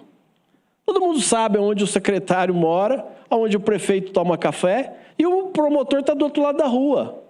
Ele não vai judicializar o Estado ou a União, porque é muito mais difícil, tem muito mais advogado para recorrer, ele vai ali contra o prefeito. Então, nós precisamos mudar essa discussão, ter uma discussão clara do Pacto Federativo, atribuir responsabilidade a cada ente federado, porque o que a gente escuta é a saúde é tripartite, então você está mais próximo, você cumpre, depois recorra com os outros entes federados. Nós não temos essa condição. Primeiro que os nossos advogados não conseguem nem... Ele é advogado da saúde, da educação, de outros prefeitos, ele não consegue entender a lógica da saúde. E só no gabinete do ministro nós temos 26 mil portarias vigentes. 26 mil. Agora consolidou, né? E aí na consolidação eu tenho uma norma com 3 mil artigos. É uma loucura. Eu entrei em 86 na saúde pública. Eu entrei com ações integradas de saúde e não dou conta de todas as portarias, ninguém dá conta. É uma loucura. Entra um cidadão novo, um secretário novo, e aí fala assim, como é que é o SUS, como é que funciona? Bom, esse é o tamanho da nossa dificuldade. É preciso fazer essa discussão tripartite, é preciso estabelecer o que compete a cada um dos entes federados e é preciso que o dinheiro fique em quem execute, né, a política e não só no nível federal, concentrando todo esse Se me permite, eu acho que é fundamental rever realmente o Pacto Federativo, né? O Mário Lago já dizia no trecho de uma canção: uma cidade parece pequena se comparado com um país, mas é na sua cidade que se começa a ser feliz. O cidadão mora, vive no município, né? Os impostos são arrecadados, grande parte, no município, e infelizmente, né, fica, né, uma fatia muito pequena para o município. Tem que rever, sim, o Pacto Federativo. Outro exemplo é o ICMS, que 75% do ICMS fica para um ente só. Por exemplo, para o Estado, você pega 25%, no caso de Minas Gerais, para distribuir para 853 municípios. Isso não é justo, não é correto, realmente tem que rever, né, o Pacto Federativo. E não é só isso, né? Todos os problemas, né, caem nas costas do município. O povo, né, não quer saber se o problema é municipal, se é estadual, se é federal, cobra lá na ponta. E tem a covardia também que o Mauro colocou, né? Às vezes, né, em vez de entrar, né, com ação do ponto de vista legal, entra em quem é o elo mais fraco, né, que é justamente, né, o município, que às vezes não tem as mesmas condições, tem os fatores políticos também, a pressão, e muitas vezes, né, a cidade, uma cidade pequena, fica prejudicada. Então é fundamental a gente rever e definir, né, um novo pacto federativo. E só complementando, né, nessa discussão, nessa revisão, né, a municipalização foi importante? Foi. Mas eu não posso dar autonomia, não posso passar autonomia para um município de pequeno porte para ele ter tudo. Ele não vai ter condição. Então, a municipalização ela foi além do limite. Ela deveria ter limites, né? Até para fortalecer, Nésio, o processo de regionalização. É inadmissível o município de pequeno porte, né, próximo dentro de uma região, obedecendo a questão geográfica, etc., tá, ter certos tipos de serviço. Eles não funcionam. O resultado dele é muito ruim.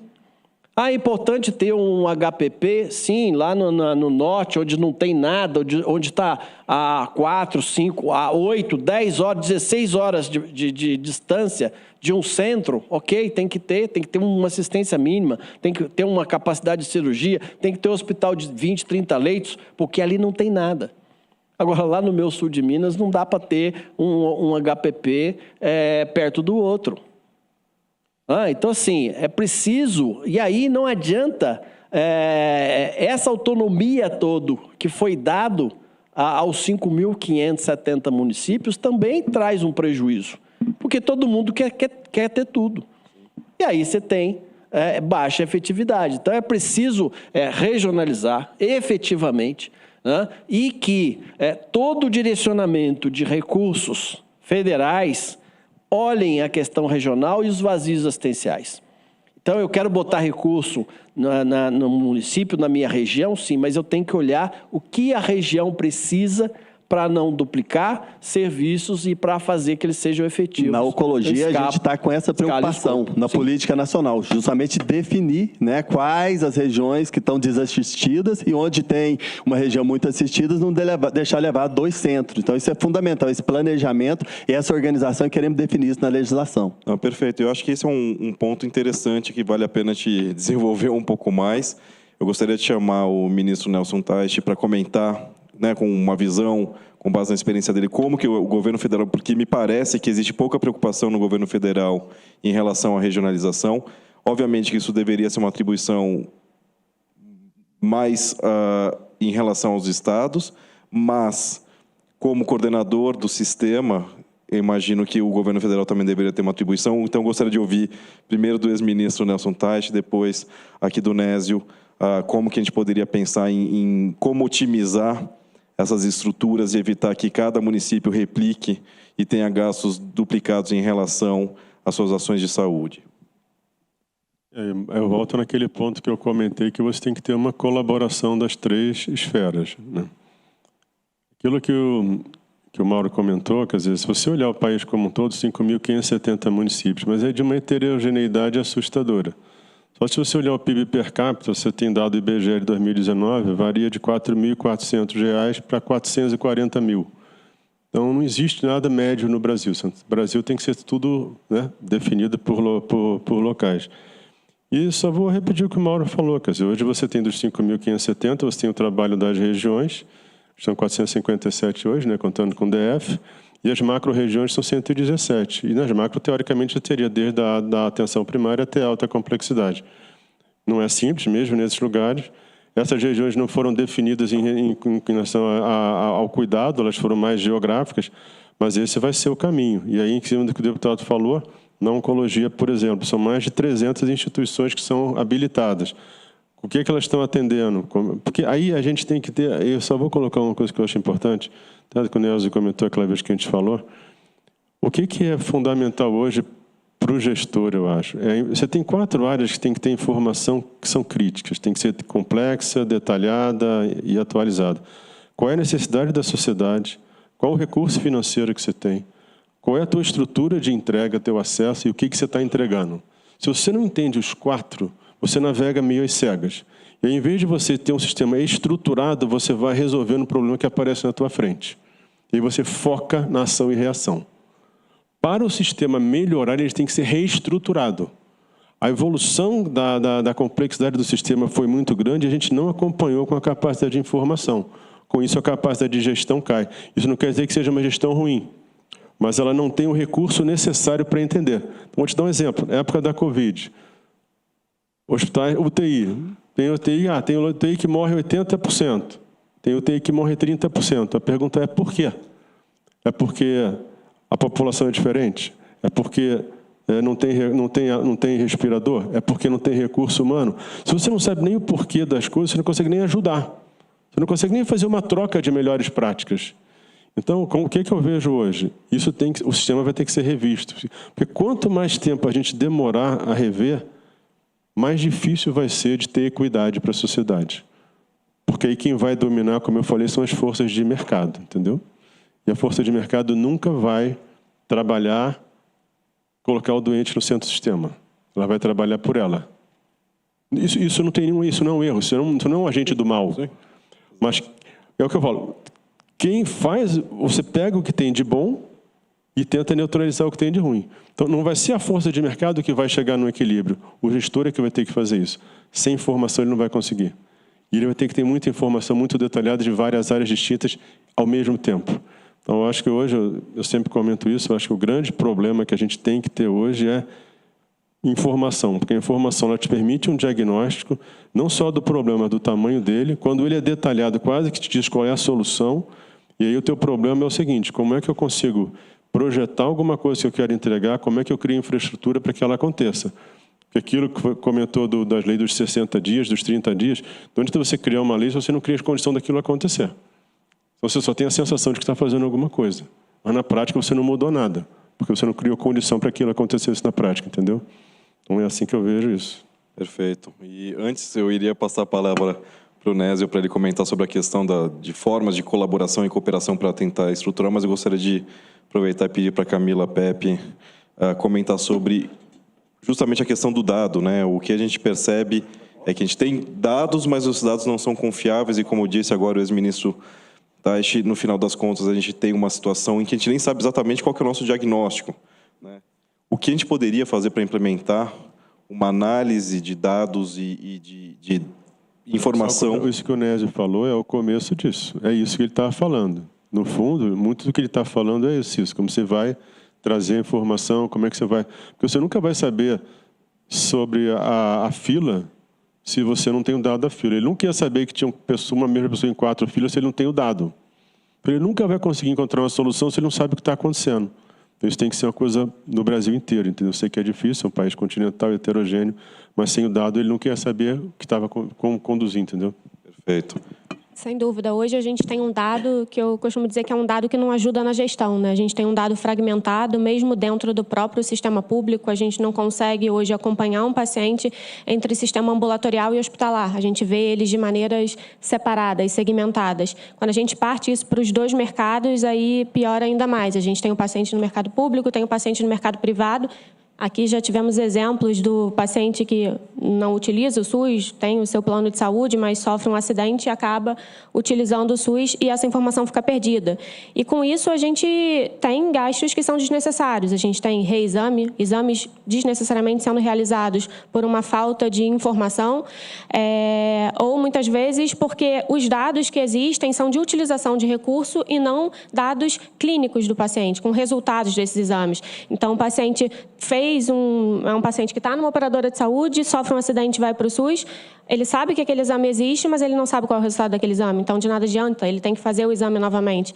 E tem uma série de outros exemplos, até mais simples do que esses. Um paciente tem uma alergia e aí ele toma uma medicação que ele não sabe, e isso acaba trazendo eventos que têm custos associados e que poderiam ser evitados. E aí a gente volta a falar de um conceito que estamos falando muito, que é o do Open Health, que ajudaria o prontuário eletrônico único, que tenho certeza que é da vontade de todos para que a gente consiga ter esse acompanhamento, e o que eu acho que é mais importante é que esse acompanhamento traga uma informação que vá ser útil de fato e aí útil para a gestão em si, que a gente tenha utilização de recursos desses pacientes de uma forma única, resultado desses exames de uma maneira única, resultados clínicos desse paciente, para que a gente possa utilizar esse dado realmente para otimizar esses recursos. E aí eu digo isso para otimizar recurso, otimizar tempo e, consequentemente, otimizar custo também. Se a gente tem esses dados, a gente consegue ter dados clínicos das tecnologias. E aí eu volto para um ponto que já foi discutido até hoje de manhã,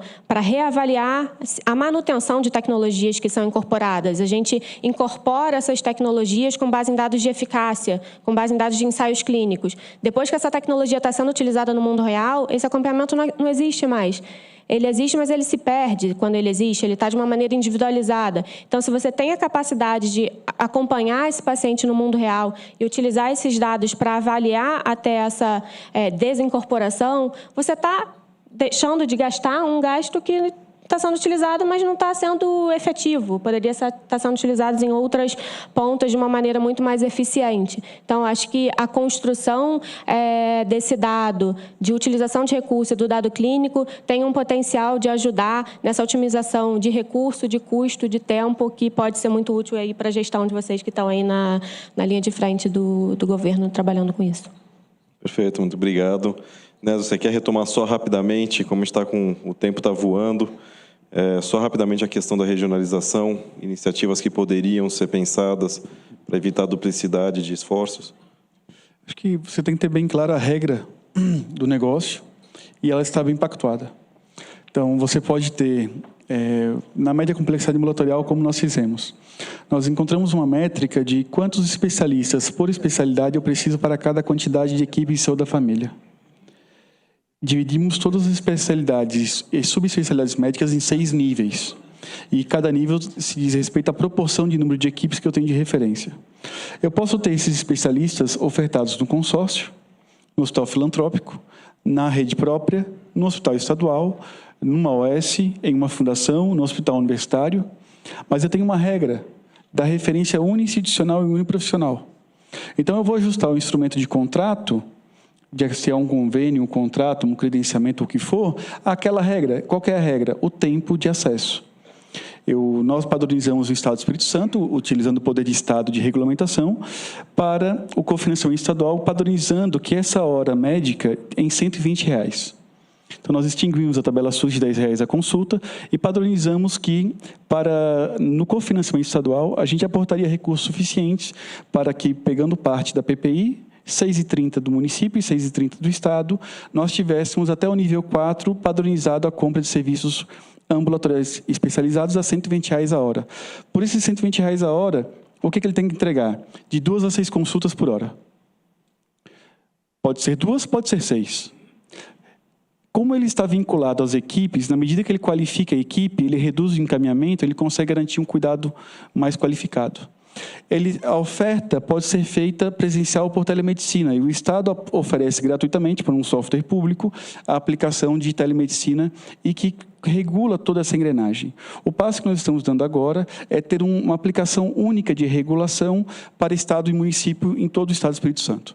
Então, a partir do dia 11 de julho, agora, um software público desenvolvido por nós será a plataforma única de regulação, tanto do complexo municipal, regional e estadual. De modo que a gente vai ter o dado, Teixe, a gente vai ter o dado em tempo real. E um componente importante é o aspecto da incorporação tecnológica na perspectiva da transparência. Nós queremos desenvolver painéis de transparência que permitam com que todos esses indicadores de prazos e desempenho sejam públicos e que a sociedade acompanhe. E que entre os prestadores e entre os municípios existe um certo grau de competição, existe a capacidade de comparação.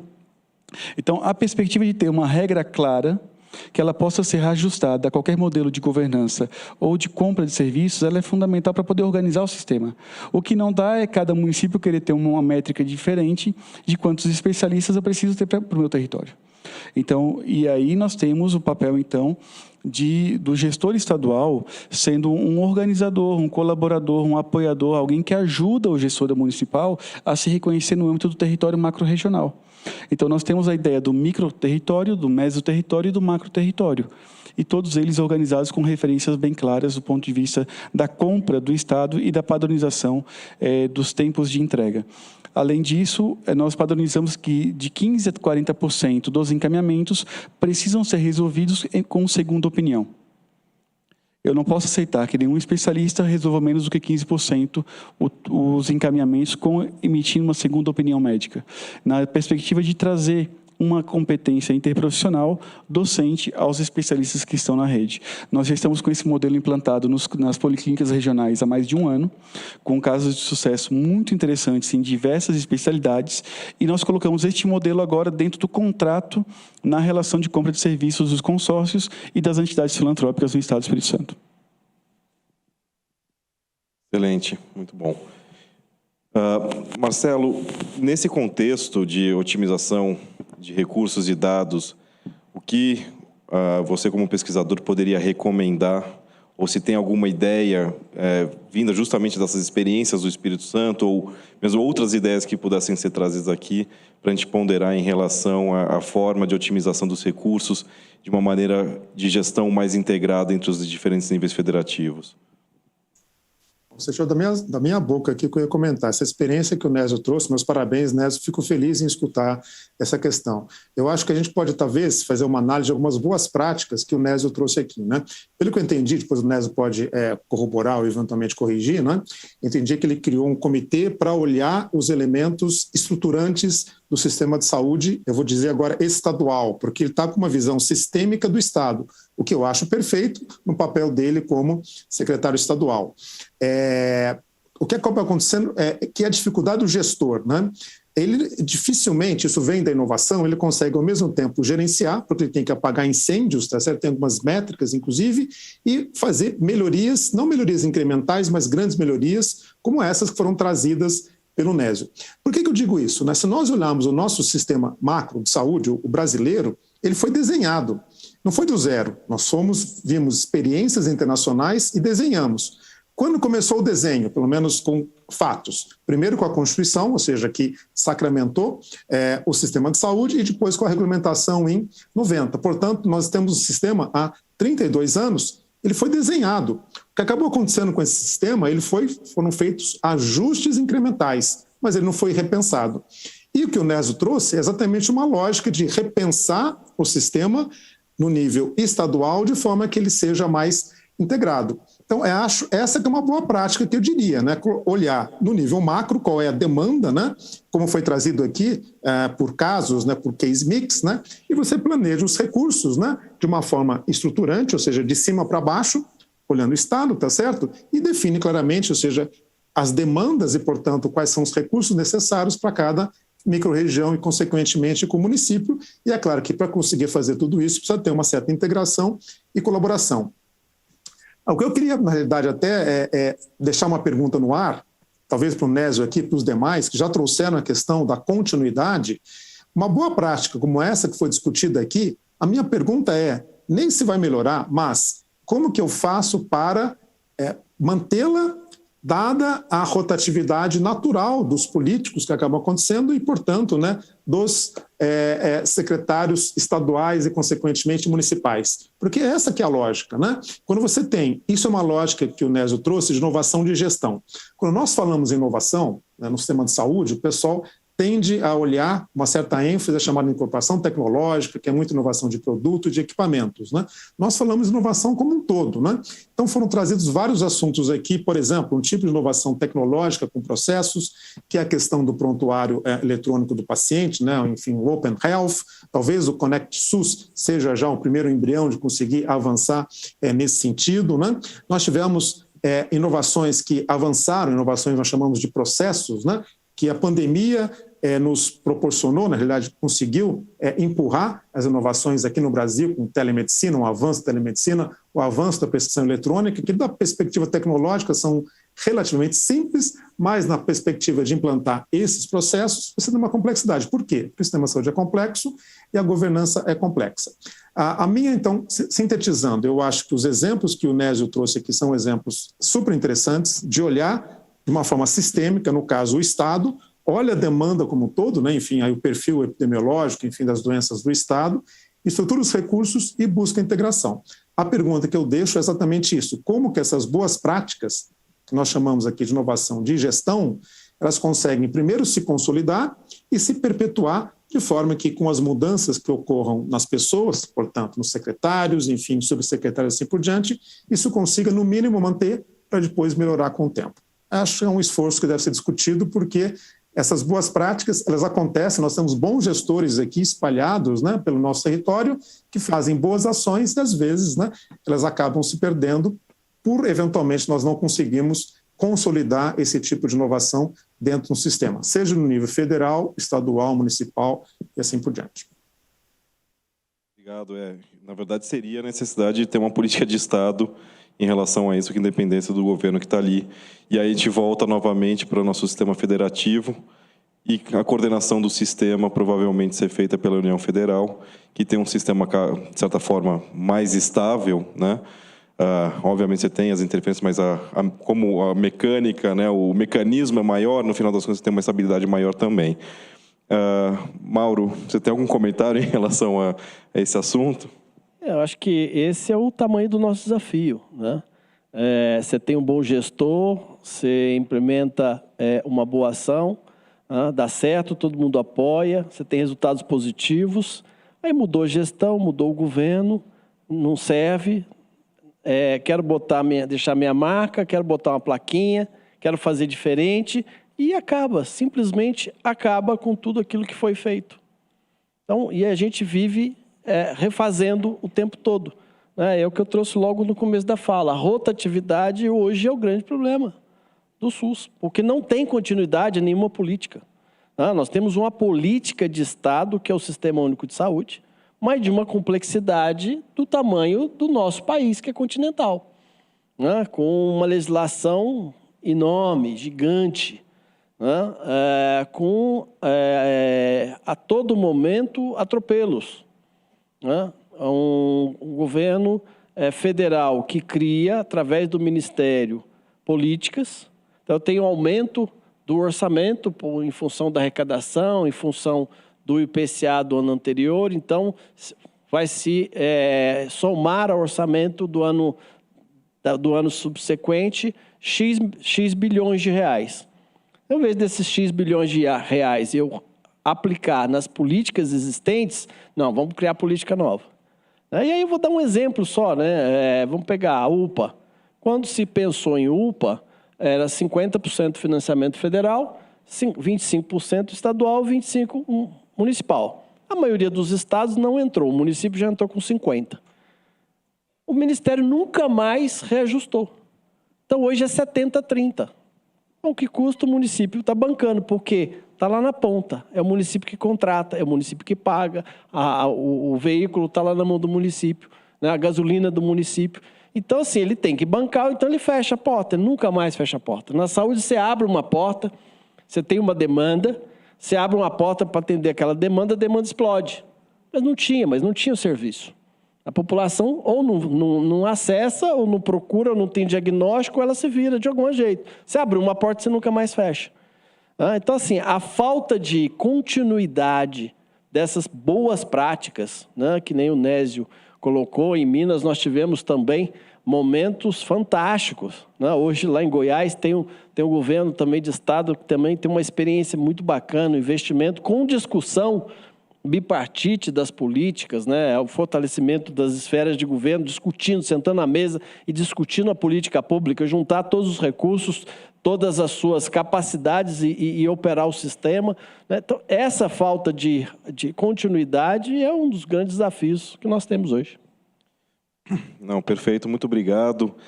A gente está chegando ao fim, foram 2h30 e no final das contas parece que foram 30 minutos. Acho que cada uma dessas dimensões que a gente coloca, subfinanciamento, melhoria da coordenação dos entes federativos, melhoria da gestão, questão dos dados, cada uma delas daria um painel de 2 horas aqui para a gente discutir. Acho que a gente conseguiu pelo menos pincelar, né, quais são os principais aspectos. Então, eu gostaria de pedir aqui para os meus debatedores e minha debatedora que façam suas considerações finais, para que a gente consiga ter algum espaço para questionamentos. Então, se puderem ser breves em relação às considerações finais, depois a gente abre para questões se houver algum tempo ainda. Pode começar com você, Nésio. Eu vou fazer as considerações finais contribuindo na provocação que acabou de ser feita. Para poder consolidar como política de Estado e não de governo, é uma luta tremenda.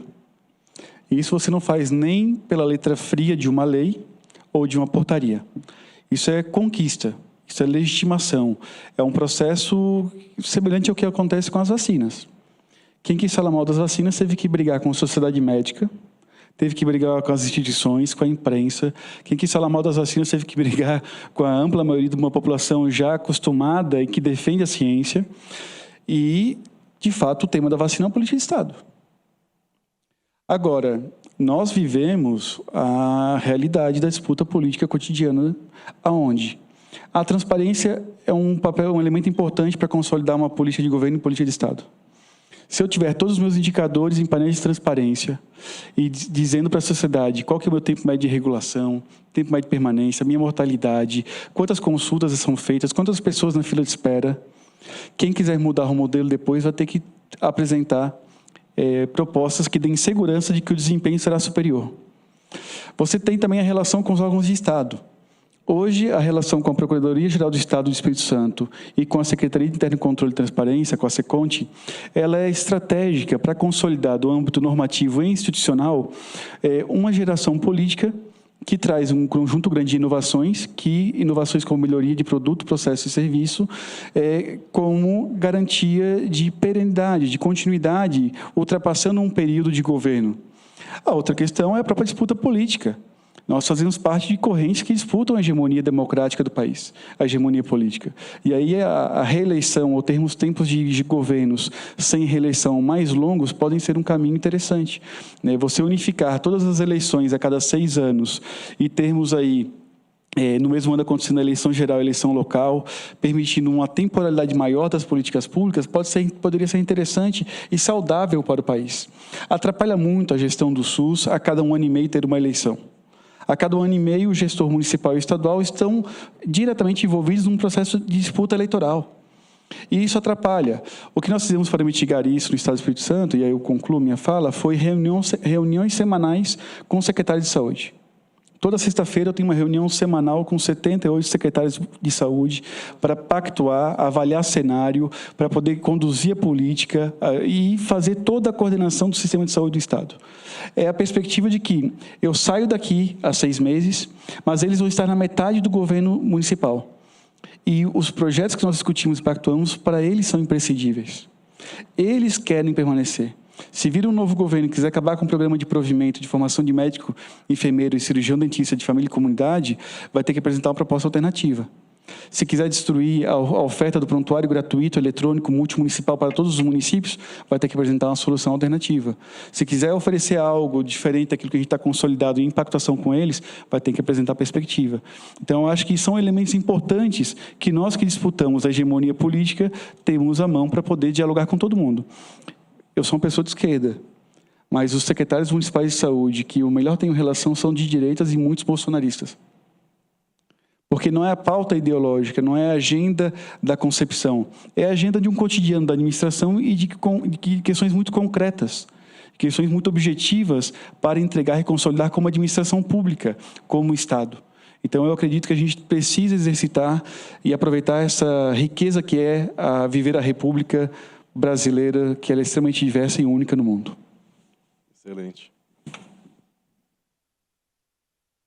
Bom, para concluir, acho que eu não posso deixar de voltar a temas que a gente já abordou aqui, a questão de que existe um orçamento que é um orçamento limitado. Se não fosse um orçamento limitado, a gente não precisaria estar tendo esse tipo de discussão, bastaria avaliar a eficácia e segurança das tecnologias e tudo seria oferecido para a população, mas existe essa restrição e não é possível, com essa restrição, oferecer tudo para todo mundo. Já existem a Conitec organizando e avaliando o que deveria ser incorporado, o que não deveria ser incorporado, com base em métricas validadas e bem aceitas nesse sentido. A gente está hoje em um exemplo real do limite de custo-efetividade em consulta pública, com todo mundo podendo contribuir para avaliar o que de fato deve ser incorporado ou não seguindo esse caminho. Mas o importante é que, uma vez que se defina que essa tecnologia ela deve estar disponível, que o paciente tenha acesso a essa tecnologia. Eu vou voltar a esse ponto que eu comecei a minha fala, porque acho que é muito importante a gente reforçar essa questão de que a gente tem, por parte da Conitec, um trabalho muito bem feito, muito bem desenvolvido no quesito de avaliar o que deve ser incorporado ou não, mas a gente vê ainda algumas tecnologias que são incorporadas e que não chegam ao paciente por algum motivo ou demoram muito tempo para que isso aconteça. E aí a gente tem aí alguma coisa no meio do caminho que a gente precisa entender e como ajudar a solucionar esse problema. Para mim, os dados, eles são, sim, uma forma da gente tentar solucionar isso, tentar melhorar essa questão da sustentabilidade, até mesmo do financiamento. Eles vão ajudar, sem dúvida nenhuma, na gestão.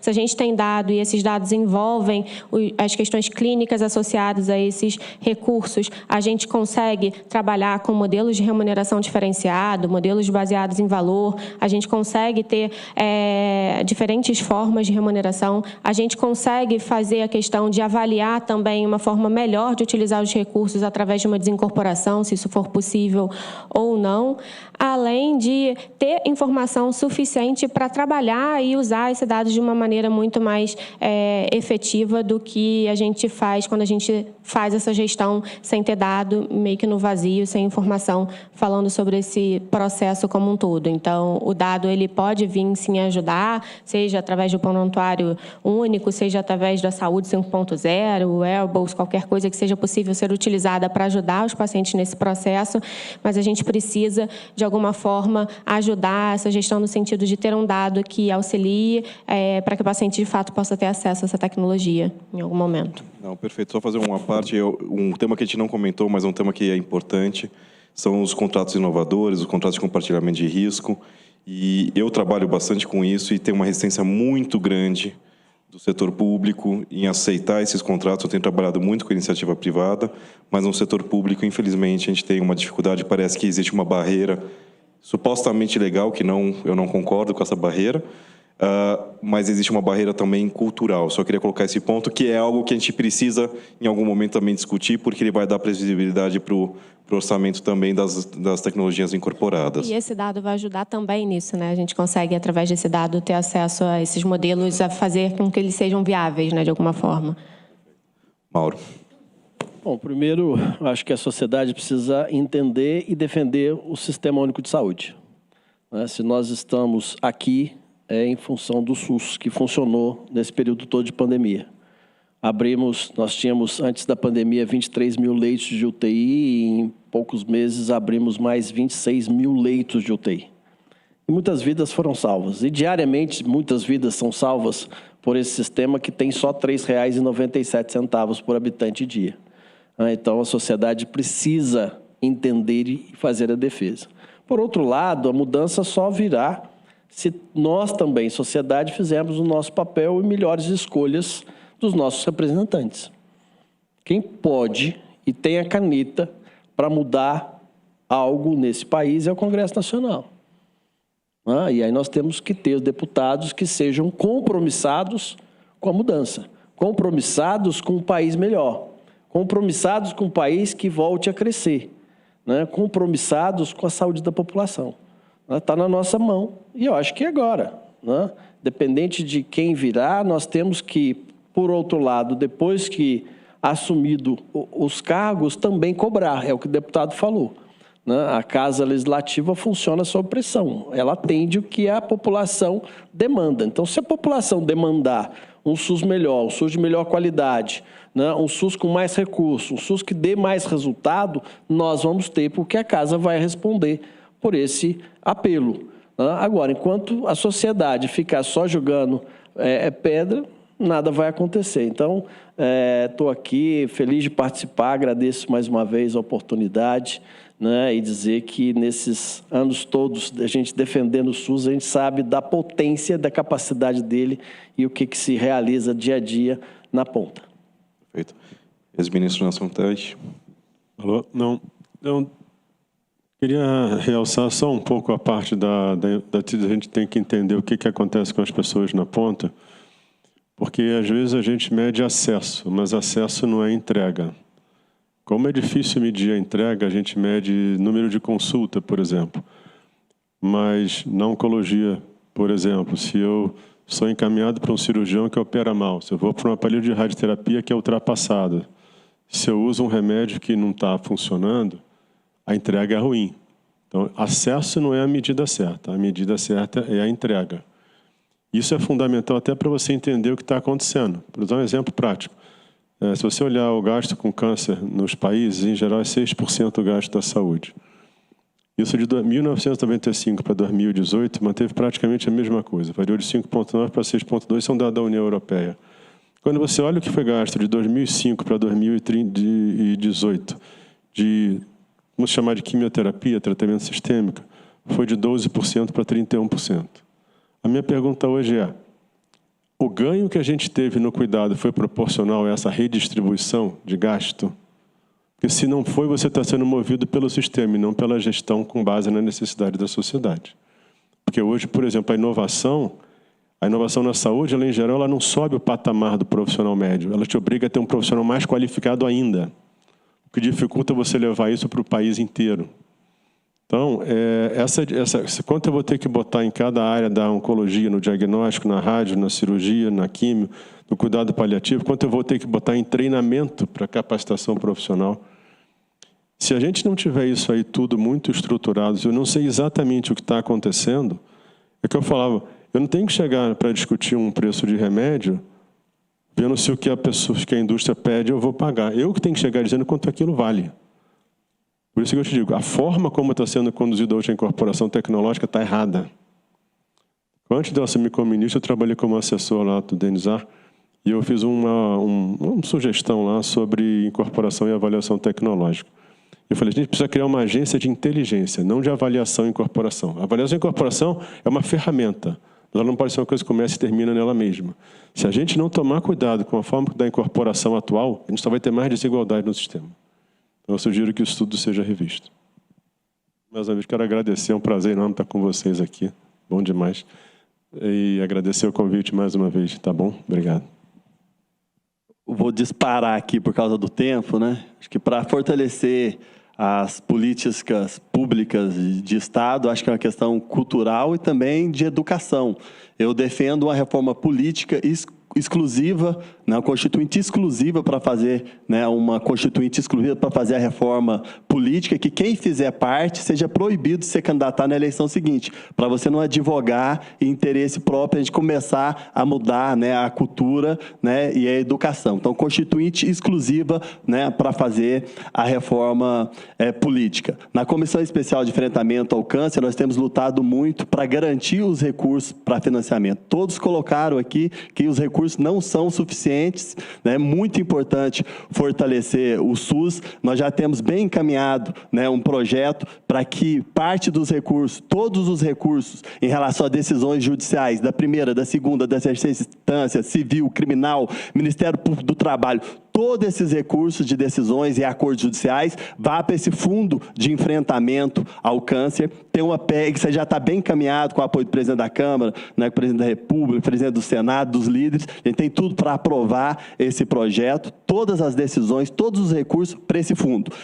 Também os recursos em relação a um percentual de imposto sobre o cigarro e tudo que é derivado do cigarro, tabaco. Também para esse Fundo Nacional. Das bebidas, da mesma maneira, um percentual, né, das bebidas alcoólicas e para esse Fundo Nacional, né, das loterias, né, parte desse recurso para esse fundo. Um projeto que já está bem encaminhado também, né, que eu apresentei em relação a criptomoedas. Tudo que for apreendido, que for proveniente do crime organizado, depois de decisão transitada e julgada do Poder Judiciário, né, aí os bitcoins, as criptomoedas, vá para esse fundo, né, para o enfrentamento ao câncer. É necessário ter recursos para poder enfrentar o câncer. E se a gente foi uma luta muito grande fazer que a legislação fosse aprovada. No momento que foi aprovada, não tinha mecanismo para cumprir. A gente tem a Constituição, que tem vários direitos fundamentais que, infelizmente, né, não saem, né, do papel. Então, a nossa luta para que esse direito fundamental seja cumprido de fato,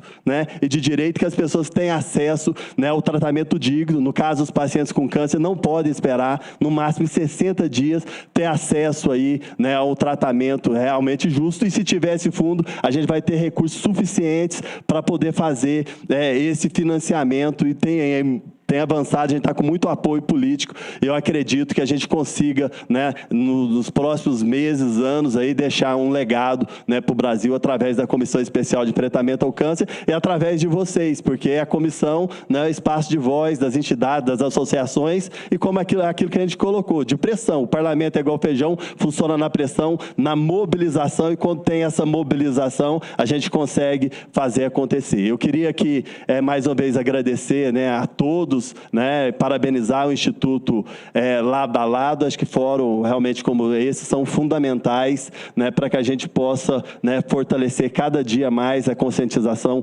coletiva e para que a gente faça aí as mudanças, né, que o nosso país tanto precisa, defendendo, né, o SUS, né, que é fundamental. Obrigado. Marcelo. Vamos lá, eu vou falar rapidamente aqui. Eu acho o seguinte, como recomendações finais ou como uma síntese, né? Eu acho que não dá para tapar o sol com a peneira quando se fala na questão do subfinanciamento público. Isso tem que ser revisto e aí em esferas alto nível, Brasília, né? Não dá um sistema público universal com 3,8%, comparando com sistemas públicos universais de 6,5% do PIB. Acho que isso precisa ser revisto e aí, enfim, é uma iniciativa que eu digo política federal Brasília, né? Vocês estão aí, vocês estão próximos do poder, portanto, isso para mim tem que ser feito. Mesmo que isso seja aumentado, é claro que é um percentual do PIB, o recurso ainda assim vai ser insuficiente. Quem gerencia o recurso são pessoas, portanto, como é que você melhora a gestão? Investindo na formação de gestores, que é o que nós vemos fazendo, né? Agora, não só a formação do gestor, e nós temos vários bons exemplos aqui, mas também a alocação, a escolha do gestor, né? E eu acho que o que o Nésio trouxe mais uma vez, Nésio, fiquei fã aqui do Espírito Santo aqui com o seu sistema aqui, além de todos que eu sou aqui, mas parabéns para as iniciativas, certo?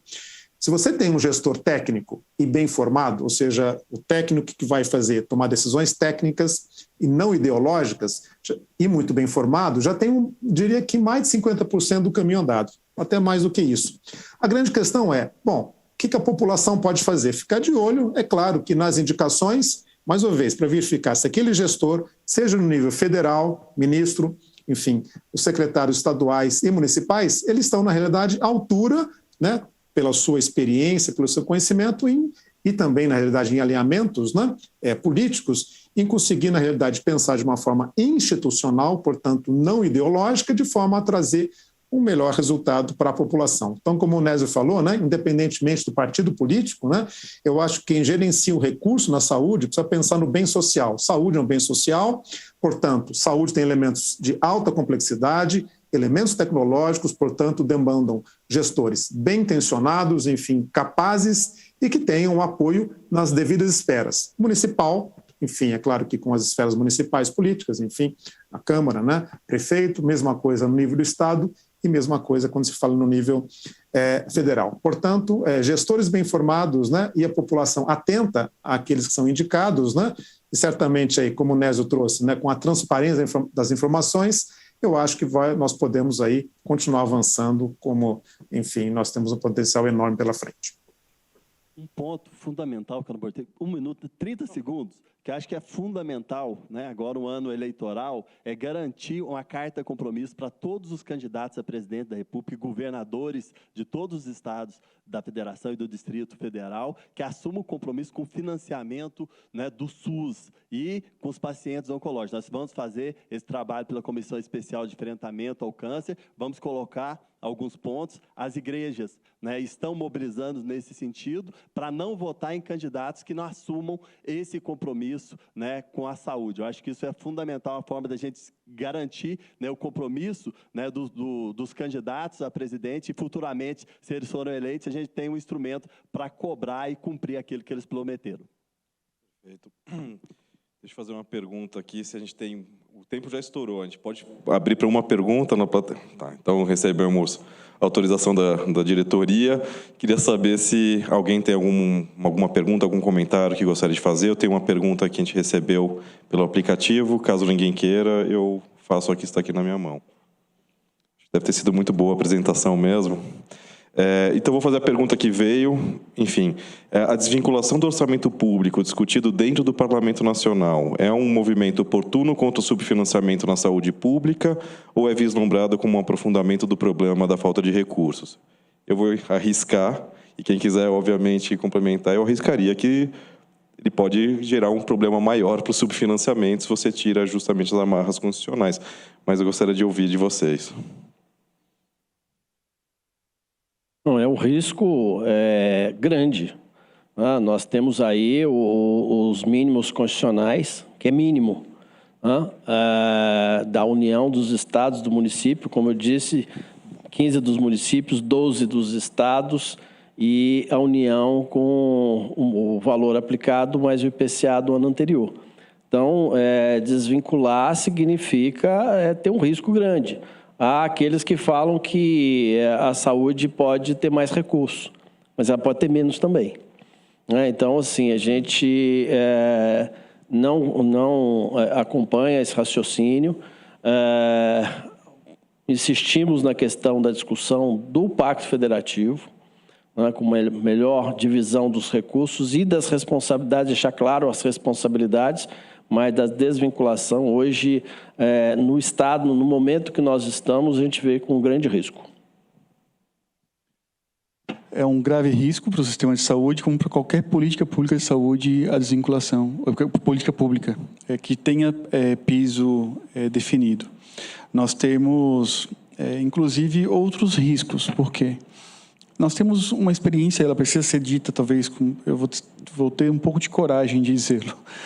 Nós tivemos poucos governadores, e não é a regra entre os prefeitos que sejam militantes do Sistema Único de Saúde, da saúde pública, e que pleiteiem e briguem com uma vinculação muito orgânica para recursos para a saúde e para a educação também. A gente precisa reconhecer isso. Eu tenho tido a sorte, as 2 vezes que eu fui chamado para ser secretário municipal da saúde e secretário de Estado, eu tive 2 extraordinários chefes. O meu ex-prefeito em Palmas e agora o governador Casagrande. Uma noção, a habilitação de leitos de UTIs ano passado pelo governo federal aportava ao Espírito Santo quase 40 milhões de reais mês em habilitação de leitos de UTI.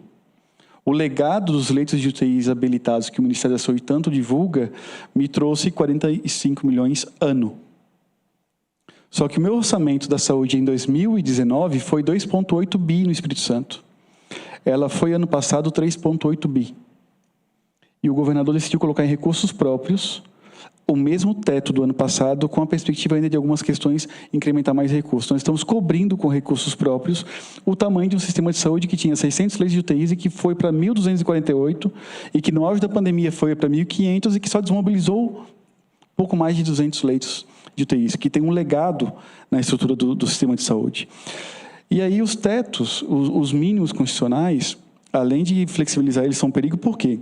Porque existe uma coisa chamada STN, Secretaria do Tesouro Nacional, que por meio de portaria, que não se submete ao Congresso Nacional, que não se submete ao CONFAS, por meio de portaria, decide quanto que cada gestor, ente subnacional pode gastar. Quando a STN diz que para ter a nota AAA do Tesouro Nacional, que é a avaliação fiscal dos estados e municípios, pode gastar no máximo 85% da poupança corrente, dos recursos de custeio disponíveis, ela está obrigando todo mundo a guardar 15%. No nosso caso, isso pode chegar a quase 4 bilhões de reais. É muito dinheiro que poderia estar sendo aplicado em política pública. Se a STN, se não tivéssemos mínimos constitucionais, qualquer loucura fiscalista, tecnocrata, dentro da STN, pode, a qualquer momento de crise financeira, de volatilidade da economia, inclusive aumentar regras fiscais ainda mais restritivas para a aplicação de recursos em direitos fundamentais. Então, eu acredito que são temas muito complexos, que não estão na televisão todos os dias, mas que a gente enfrenta no cotidiano, e quem é gestor conhece com profundidade que a agenda fiscal tem mais peso do que a agenda social. E aí isso é um problema, e é importante, hoje eu reconheço que a lei de responsabilidade fiscal, ter trazido a ideia do mínimo, foi importante para incrementar o financiamento do SUS e das políticas públicas, e seria um retrocesso flexibilizá-las. Eu acho que a gente tem coisas muito práticas que mostram o risco que a saúde corre se você desvincular. Primeiro, você vê que atualmente ela já não é muito valorizada como deveria. Se você olhar as discussões dos candidatos a presidente, a gente não acabou a pandemia, a gente está voltando até quase 200 mortes por dia na média móvel. A gente tem uma variante que é de alto risco, que é a BA5 e BA4. E você vê quão pobre é a discussão da saúde dos presidenciáveis. A chance de você ter uma priorização da saúde é baixa. Eu não correria o risco. Perfeito. A desvinculação, no meu ponto de vista, pode ser desastrosa. Por isso eu sou totalmente contrário, e na oncologia nós queremos o contrário, nós queremos vincular um percentual do que é arrecadado com as loterias, vincular um percentual dos impostos das bebidas para ter recursos, né, para que a gente possa garantir que os pacientes com câncer sejam tratados com dignidade. Não, perfeito. Eu acho que foram 2h30 muito produtivas, uma conversa de alto nível. Eu agradeço a todos os debatedores, a nossa debatedora, pelo tempo de vocês. Eu acho que a gente poderia ficar aqui mais horas discutindo.